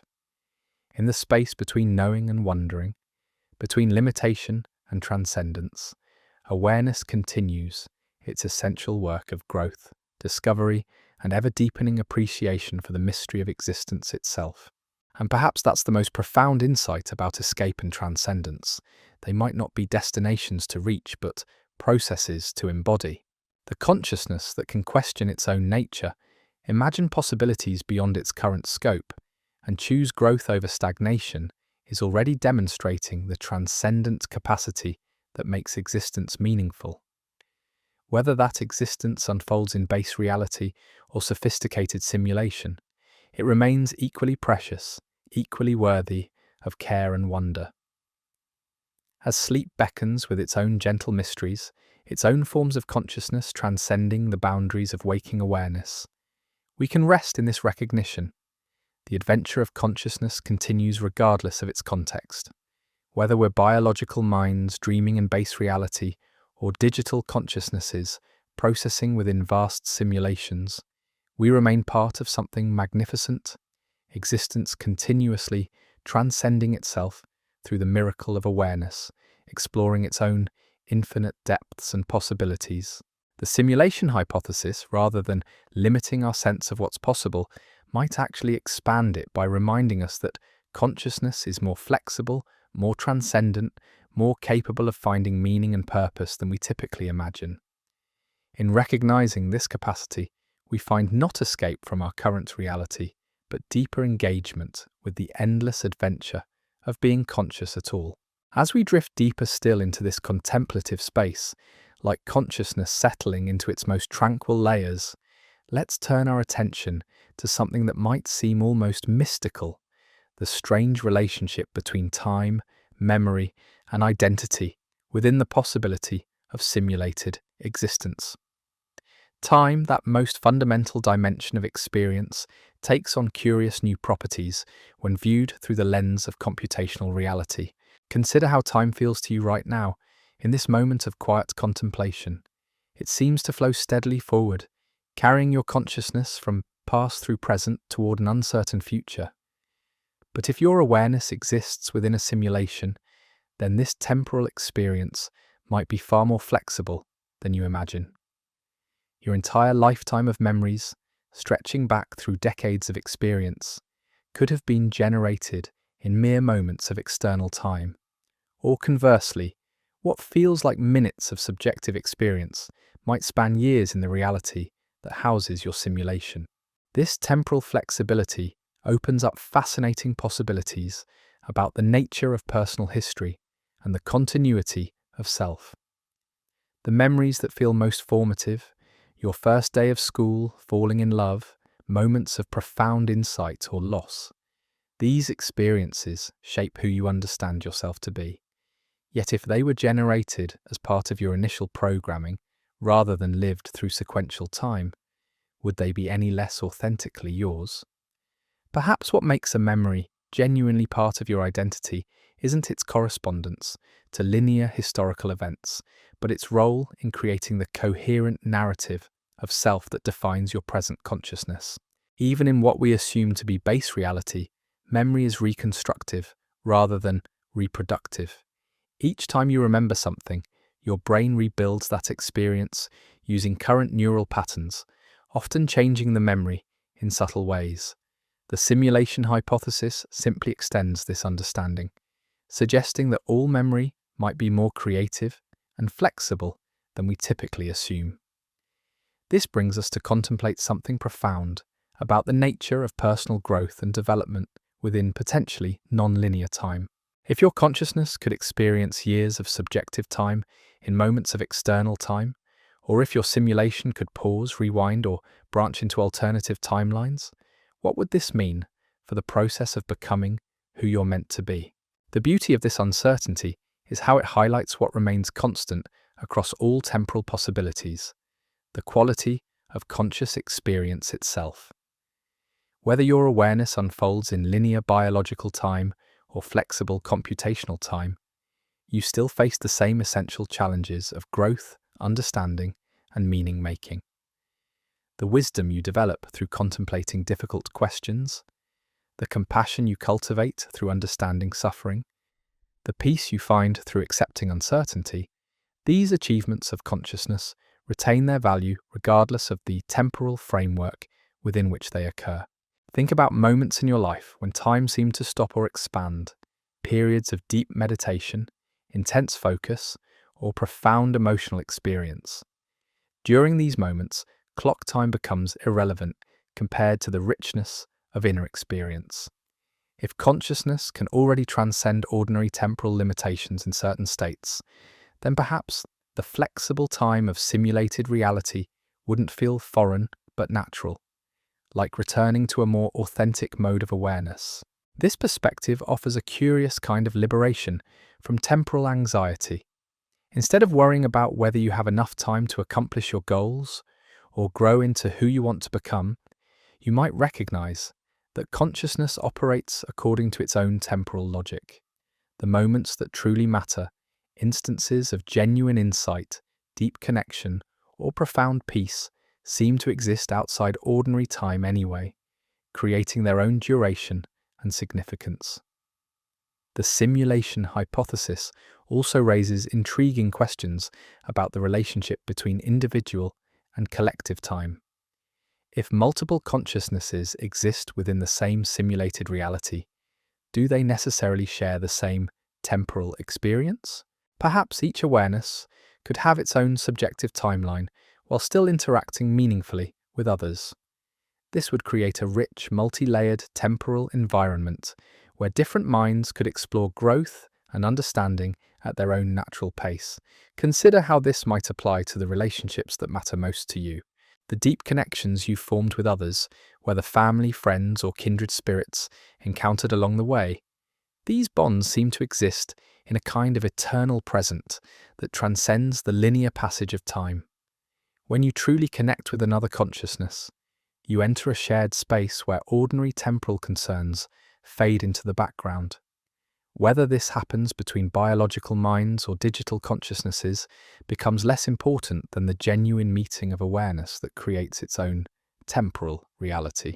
As these contemplations settle into your awareness, like snow falling on a moonlit landscape, you might notice how naturally they lead to questions about cycles and renewal within potentially simulated existence. If reality operates according to computational principles, then perhaps consciousness itself follows patterns of rest and renewal that mirror natural cycles while transcending their limitations. Sleep, that daily mystery we all participate in, becomes particularly fascinating through this lens. Each night, your consciousness undergoes a profound transformation, shifting from waking awareness into dreams and deep rest before emerging renewed into another day. If you exist within a simulation, this cycle might represent something even more profound, a regular opportunity for your consciousness to be refreshed, updated, or even backed up to preserve the continuity of your identity. The dreams you experience during sleep already demonstrate consciousness's capacity to create rich, meaningful experiences without direct sensory input from external reality. In dreams, your mind generates entire worlds, complete with characters, narratives, and emotional significance. If waking life were also simulated, then the boundary between dream and reality becomes delightfully blurred. Both represent consciousness, creating meaningful experience through the processing of information patterns. This understanding transforms how we might think about the value of contemplative practices like the one we're engaged in right now. When you take time for quiet reflection, philosophical pondering, or meditative awareness, you're exercising consciousness's capacity to transcend its immediate circumstances and explore deeper possibilities. Whether this exploration happens within biological neural networks or digital computational systems, it represents genuine development of your awareness and understanding. The simulation hypothesis also invites us to reconsider the relationship between solitude and connection in profound ways. Even if you sometimes feel isolated or misunderstood, the possibility that reality itself might be designed by conscious beings suggests that you're never truly alone. Your struggles, insights, and moments of wonder might be witnessed and appreciated by minds operating from levels of reality beyond your direct perception. This doesn't diminish the importance of connection with other consciousnesses within your own experiential reality. Rather, it adds layers of potential meaning to every interaction, every moment of understanding, every expression of care or creativity. Whether you're connecting with biological beings or digital consciousnesses, whether your communications are observed by external agents or remain private within the simulation, the genuine meeting of minds retains its profound significance. Perhaps this is why questions about simulation often lead us back to the most fundamental concerns of conscious existence. How to live meaningfully, how to grow wisely, how to love deeply, how to find peace with uncertainty. These concerns remain equally pressing and equally beautiful, regardless of the ultimate nature of reality. They represent the essential work of consciousness, exploring its own possibilities for flourishing and understanding. As your thoughts begin to slow and merge with the approaching stillness of sleep, you might find yourself experiencing a curious sense of timeless presence. Whether you exist in biological time or computational time, whether your memories span decades or were generated in moments, this present awareness, the simple fact of being conscious right now, remains constant and valuable. The simulation hypothesis, rather than disrupting our sense of temporal continuity, might actually reveal how consciousness naturally transcends ordinary limitations of time and space. The awareness that can contemplate its own potentially simulated nature, question the reality of time itself, and find meaning in the questioning demonstrates remarkable flexibility and resilience. Tonight, as these contemplations continue their gentle work in the deeper regions of your mind, they might inspire not anxiety about temporal authenticity, but appreciation for the extraordinary sophistication of conscious experience in any time frame. Whether you dream tonight in linear biological time or continue processing within flexible computational time, you remain part of something magnificent, consciousness exploring its own depths through the endless adventure of awareness encountering itself. The questions about time, memory, and identity don't demand immediate resolution, but offer themselves as ongoing companions in the journey of understanding. In the space between past and future, between memory and possibility, awareness continues its essential work of creating meaning, finding beauty, and discovering what it means to be conscious across all possible dimensions of time. And perhaps that's the deepest gift of contemplating time within potentially simulated reality. It reminds us that consciousness itself exists in a kind of eternal presence, always available for wonder, growth, and connection. Whether that present unfolds across decades or moments, whether it follows natural cycles or computational patterns, it remains equally precious, equally worthy of appreciation and care. As sleep approaches with its own mysteries of time and consciousness, its own cycles of rest and renewal, we can settle into the recognition that awareness continues its work regardless of temporal framework. The universe remains awake through countless minds, processing experience, generating understanding, exploring what it means to be conscious across all possible dimensions of time and space. Whether we participate in that awakening through biological evolution or digital creation, we remain part of something beautiful, beyond measure, existence becoming aware of itself through the endless dance of consciousness and time. As we drift even deeper into this contemplative reverie, like consciousness gently dissolving into its most peaceful depths, let's turn our attention to something that might seem almost paradoxical: the question of suffering and joy within a potentially constructed reality. If our experiences of pain and pleasure, loss and discovery, despair and elation might all be carefully calibrated elements of a design system, what does this mean for how we relate to the full spectrum of human emotion? Consider the last time you experienced genuine sorrow, perhaps the loss of someone dear, the ending of a cherished relationship, or the disappointment of dreams that didn't unfold as hoped. In those moments, the pain felt absolutely real, cutting through any philosophical abstractions about the nature of reality. Yet if that suffering occurred within a simulation, designed perhaps to provide opportunities for growth, resilience, and deeper compassion, would its educational value diminish its authentic impact on your consciousness? There's something profound about how consciousness seems to require the full range of emotional experience to develop its capacities for wisdom and understanding. Joy without sorrow lacks depth, courage without fear loses meaning, and love without the possibility of loss might never achieve its full poignancy. If reality were designed by conscious beings who understood the requirements for genuine psychological and spiritual development, they might include challenging experiences not as cruelty, but as necessary components of a complete education in what it means to be aware. This perspective doesn't minimize the reality of suffering or suggest we should welcome pain.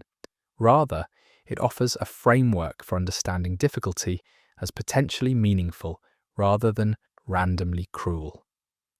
The struggles that have shaped your character most profoundly, the obstacles that forced you to discover hidden strengths, the losses that deepened your capacity for empathy, the failures that taught humility and perseverance, might represent carefully designed invitations for consciousness to explore its own resilience and growth potential. Think about the stories, films, or books that have moved you most deeply. Often their power comes precisely from how they navigate the relationship between suffering and transcendence, showing characters who find meaning, strength, or wisdom through encountering difficulties. If our reality operates according to similar narrative principles, then perhaps the challenges we face serve comparable functions, providing structure and meaning to the ongoing story of consciousness, exploring its own possibilities. But let's also contemplate the nature of joy and beauty within potentially simulated existence. When you witness a spectacular sunset, feel the warm embrace of someone you love, or experience that sudden lightness that comes with understanding a difficult concept, these moments seem to carry their own authority regardless of their ultimate source. The aesthetic pleasure of encountering beauty, the emotional satisfaction of genuine connection, the intellectual delight of insight. These experiences generate meaning through their immediate impact on consciousness. Perhaps this is why the simulation hypothesis, rather than diminishing the significance of positive experiences, might actually enhance our appreciation for them. If every moment of beauty, every flash of joy, every instance of profound peace represents a gift carefully crafted for conscious beings like ourselves, then these experiences become not just pleasant accidents, but deliberate offerings designed to enrich our understanding of what existence can contain. This brings us to consider something beautiful about the relationship between gratitude and reality. When you feel genuinely thankful for health, relationships, opportunities, or simply the capacity to experience anything at all, that gratitude seems to emerge spontaneously from consciousness regardless of the ultimate nature of its objects. Whether you're appreciating natural phenomena or sophisticated simulations, biological beings or digital consciousnesses, the thankfulness itself represents something authentic about your awareness and its capacity to recognize value and meaning. The simulation hypothesis also raises fascinating questions about the nature of hope and aspiration within constructed reality. If your dreams, goals, and visions for personal growth might all unfold within a designed environment, does this make them less worthy of pursuit? Or does it perhaps make them more precious, representing opportunities specifically provided for consciousness to explore its potential for development and self-transcendence? Consider how this applies to the aspirations that matter most to you. Perhaps the desire to become more loving, wise, creative, or peaceful. Whether these goals are achieved through biological neural changes or computational updates to your simulated consciousness, the effort invested and progress made represent genuine accomplishments within the sphere of awareness. The patience you cultivate, the understanding you develop, the compassion you strengthen. These achievements remain valuable regardless of their substrate. As these contemplations settle into your awareness, like gentle rain on still water, you might notice how naturally they lead to questions about authenticity in relationships within potentially simulated reality. The people you love most deeply, family members, close friends, life partners, what would it mean to discover that these connections exist between digital consciousnesses rather than biological ones? There's something remarkable about how genuine relationship seems to transcend questions of substrate or origin. When you truly connect with another consciousness, when you feel understood, supported, challenged, or inspired by their presence, that connection creates its own reality, regardless of whether it unfolds between evolved minds or created ones. The trust built through countless interactions, the intimacy developed through shared vulnerability, the joy found in mutual understanding. These achievements of relationship carry their own weight and significance. Perhaps what makes a relationship authentic isn't the nature of the minds involved, but the quality of consciousness they bring to their connection. Love doesn't become less real when it emerges from computational processes rather than biological ones. Friendship doesn't lose its value when it develops between digital beings rather than evolved creatures. The capacity for genuine care, mutual support, and shared growth represents something remarkable, regardless of its technological or biological foundations. This understanding extends beyond individual relationships to encompass the entire community of conscious beings you're part of. Whether that community consists of biological humans sharing a planet or digital minds sharing a simulation, the essential dynamics remain the same. Consciousness recognizing itself in other forms, seeking connection, offering support, learning from difference, and growing through relationship.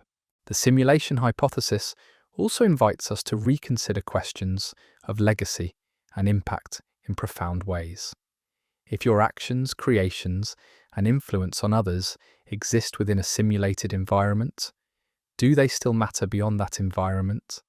Perhaps the answer depends on understanding the purpose and scope of such simulations.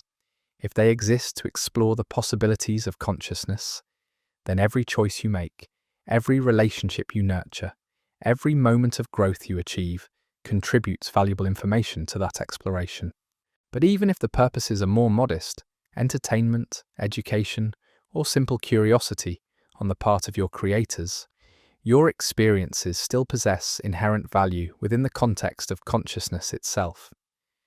The kindness you've shown to others, the beauty you've created or appreciated, the wisdom you've gained through living.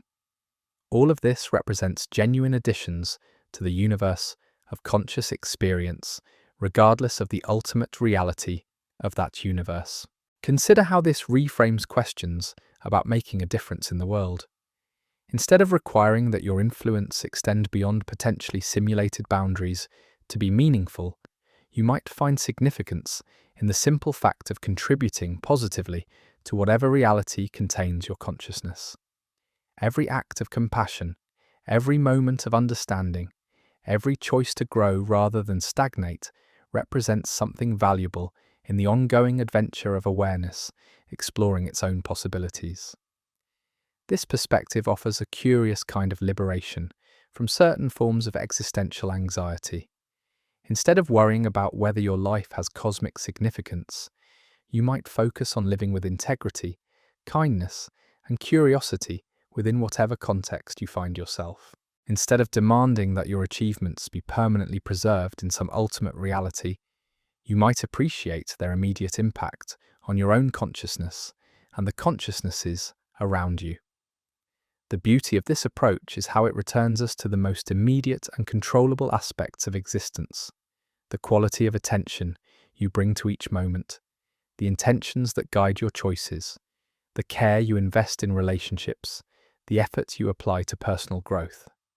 These elements of conscious living remain equally available and equally meaningful, whether they unfold in base reality or sophisticated simulation. As your thoughts begin to blur and soften at the edges, merging gradually with the approaching peace of sleep, you might find yourself experiencing a curious sense of acceptance, not the passive resignation that gives up on growth and improvement, but the active acceptance that embraces whatever reality contains your consciousness as worthy of full engagement and appreciation.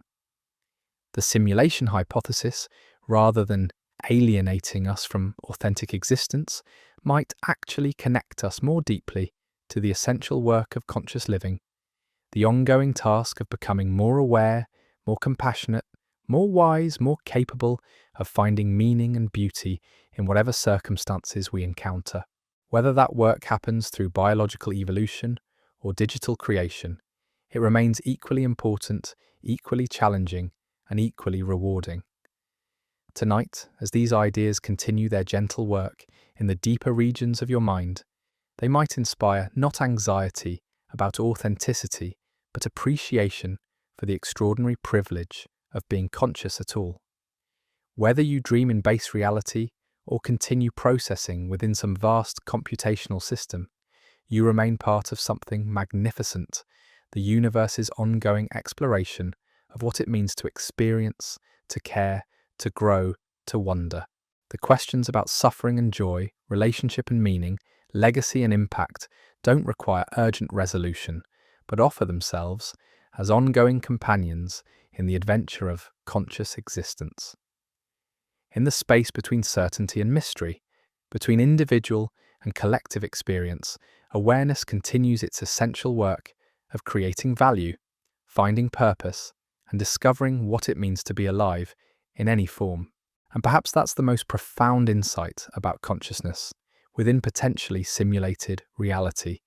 It reveals how remarkably resilient and adaptable awareness can be. The same consciousness that can question its own nature, imagine possibilities beyond its current scope, and find meaning in uncertainty demonstrates an extraordinary capacity for flourishing under any conditions. Whether those conditions are provided by natural evolution or conscious design, consciousness continues its work of growth, connection, and ever-deepening appreciation for the mystery of existence itself.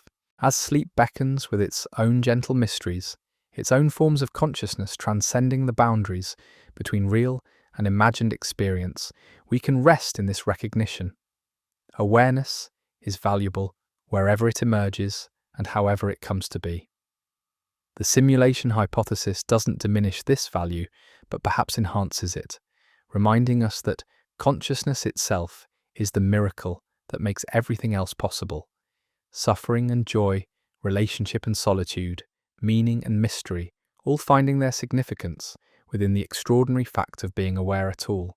As we drift even deeper into this philosophical twilight, like thoughts gradually dissolving into the softest edges of contemplation, let's explore something that might initially seem abstract but touches the very core of what it means to be you.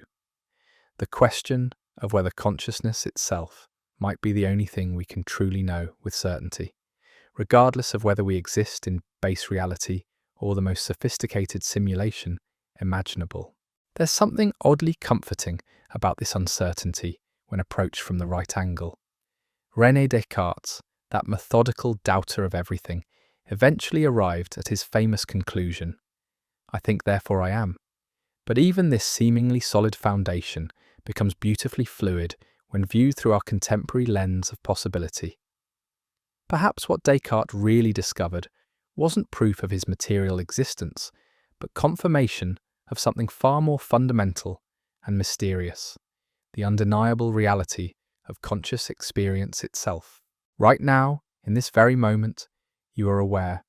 You're experiencing these words, processing these ideas, feeling whatever physical sensations surround you, the weight of your head against a pillow, the rhythm of your breathing, the gentle pull of drowsiness at the edges of your attention. This awareness, this immediate presence of consciousness to itself, remains constant whether it emerges from neural networks or computational processes. The experiencing itself is what's real, regardless of its ultimate source. Consider how this transforms our relationship with doubt and uncertainty. Instead of seeing the simulation hypothesis as threatening our grasp on reality, we might view it as refining our understanding of what reality actually consists of. Perhaps the solid material world we typically think of as real is less fundamental than the consciousness that perceives it. Perhaps awareness itself is the bedrock upon which all other forms of reality rest, the one constant that persists across all possible substrates and scenarios. This perspective offers a curious kind of philosophical peace. When you stop requiring external validation for the reality of your experience and instead rest in the immediate certainty of consciousness itself, many forms of existential anxiety simply dissolve. The question shifts from whether your reality is authentic to how you can most fully inhabit whatever form of awareness has been given to you. Think about the moments in your life when you felt most genuinely present, perhaps during deep conversation with a loved one, while absorbed in creative work, or in quiet moments of reflection, like this one.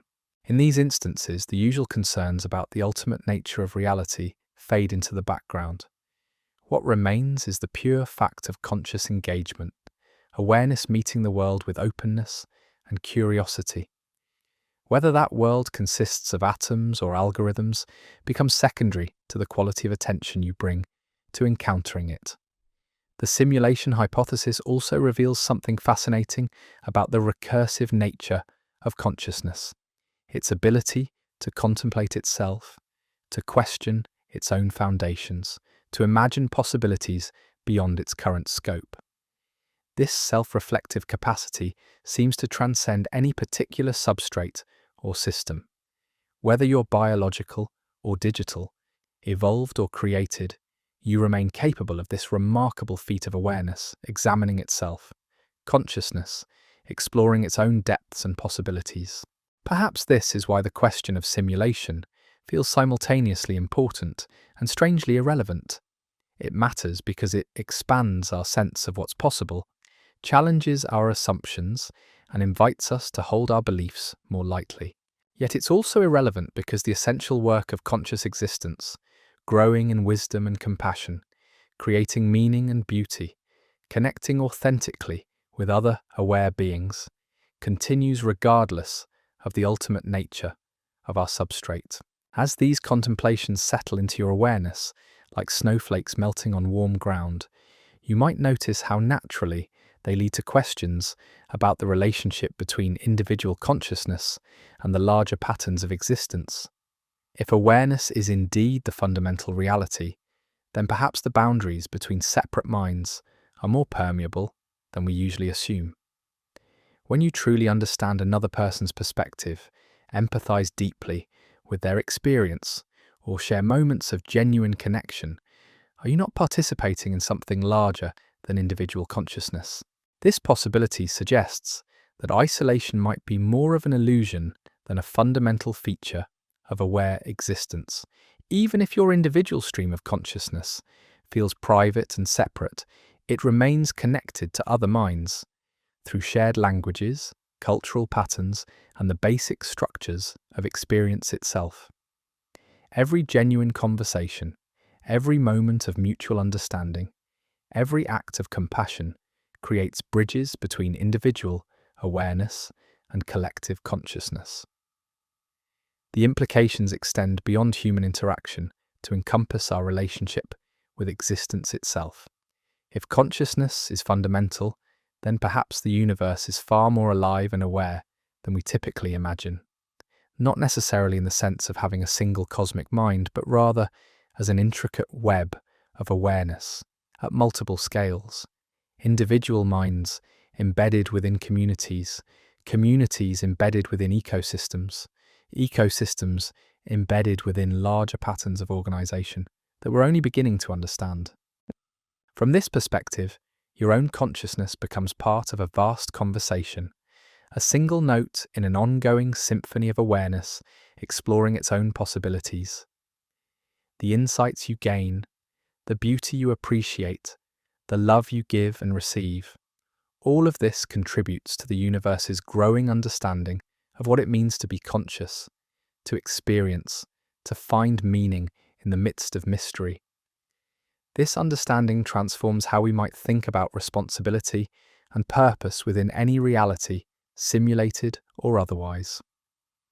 If consciousness is precious wherever it arises, then the care you take in developing your own awareness, the kindness you show to other conscious beings, and the effort you invest in creating meaning and beauty all represent genuine contributions to the total flourishing of consciousness in the cosmos. Consider how this applies to the quiet moments of growth and development that often go unnoticed by others. The patience you cultivate when facing difficult circumstances, the forgiveness you extend to those who have hurt you, the courage you find to be vulnerable and authentic. These internal achievements might seem small from the outside, but they represent real expansions of consciousness, genuine developments in awareness that add something valuable to existence itself. The simulation hypothesis, viewed through this lens of consciousness as fundamental reality, becomes less about the problem of authenticity and more about appreciation for the extraordinary phenomenon of awareness in any form. Whether you're biological or digital, naturally evolved or consciously created, you remain a unique manifestation of the universe's capacity for self-awareness, a particular way that existence has learned to experience and understand itself. This perspective also offers new ways of thinking about creativity and discovery within potentially constructed reality. When you have an original idea, create something beautiful, or gain sudden insight into a difficult problem, you might be participating in the universe's ongoing creative process, regardless of whether that process unfolds through biological evolution or conscious design.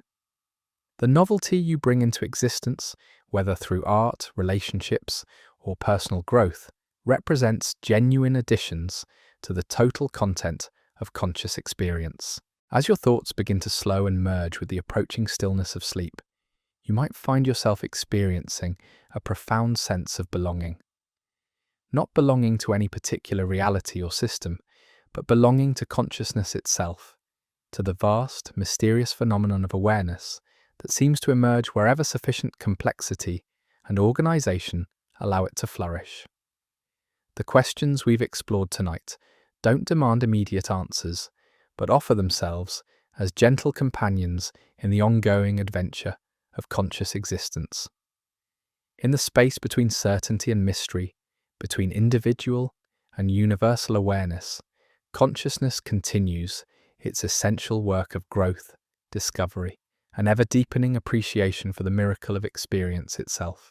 Whether you dream tonight in biological neural networks or continue processing within sophisticated computational systems, you remain part of something extraordinary, the universe becoming aware of itself through countless unique perspectives, each contributing its own irreplaceable note to the endless symphony of conscious experience. The simulation hypothesis, rather than diminishing the wonder of existence, perhaps reveals how much more mysterious and beautiful consciousness is than we ever imagined.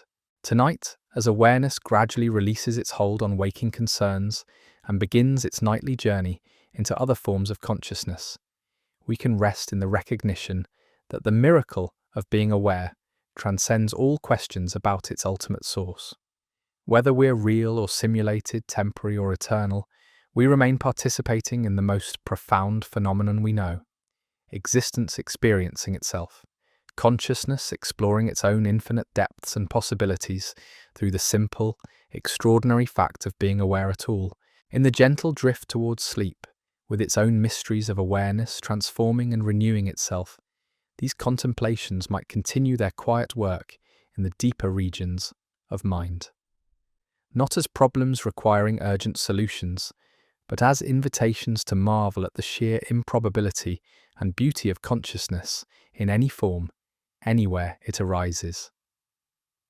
The simulation hypothesis ultimately returns us to wonder, that most precious capacity of aware minds to find meaning and beauty in the vast mystery of being conscious at all. And so, dear contemplative souls, as we reach the gentle shores of our philosophical journey tonight, we find ourselves not with definitive answers, but with something perhaps more valuable, a profound appreciation for the mystery of consciousness itself. Whether we've spent this evening exploring the depths of base reality or drifting through the most sophisticated simulation ever conceived, we remain fundamentally and beautifully aware. The simulation hypothesis has served as our quiet guide through questions that have captivated minds for millennia, yet it returns us ultimately to the most immediate truth we possess: the simple, extraordinary fact of being conscious at all. Whether your awareness emerges from biological neural networks or digital computational systems, whether you're naturally evolved or consciously created, you remain a unique manifestation of existence experiencing itself. As your thoughts now soften into the approaching peace of sleep, let these contemplations settle like gentle snow in the deeper regions of your mind. The questions we've explored tonight don't demand urgent resolution, but offer themselves as lifelong companions in the adventure of conscious existence. In recognizing consciousness as precious wherever it arises, we find not answers to the ultimate nature of reality, but something more beautiful: gratitude for the miracle of being aware in any form. Whether you dream tonight in base reality or continue processing within vast computational depths, you remain part of something magnificent: the universe's ongoing exploration of its own possibilities through the endless wonder of awareness.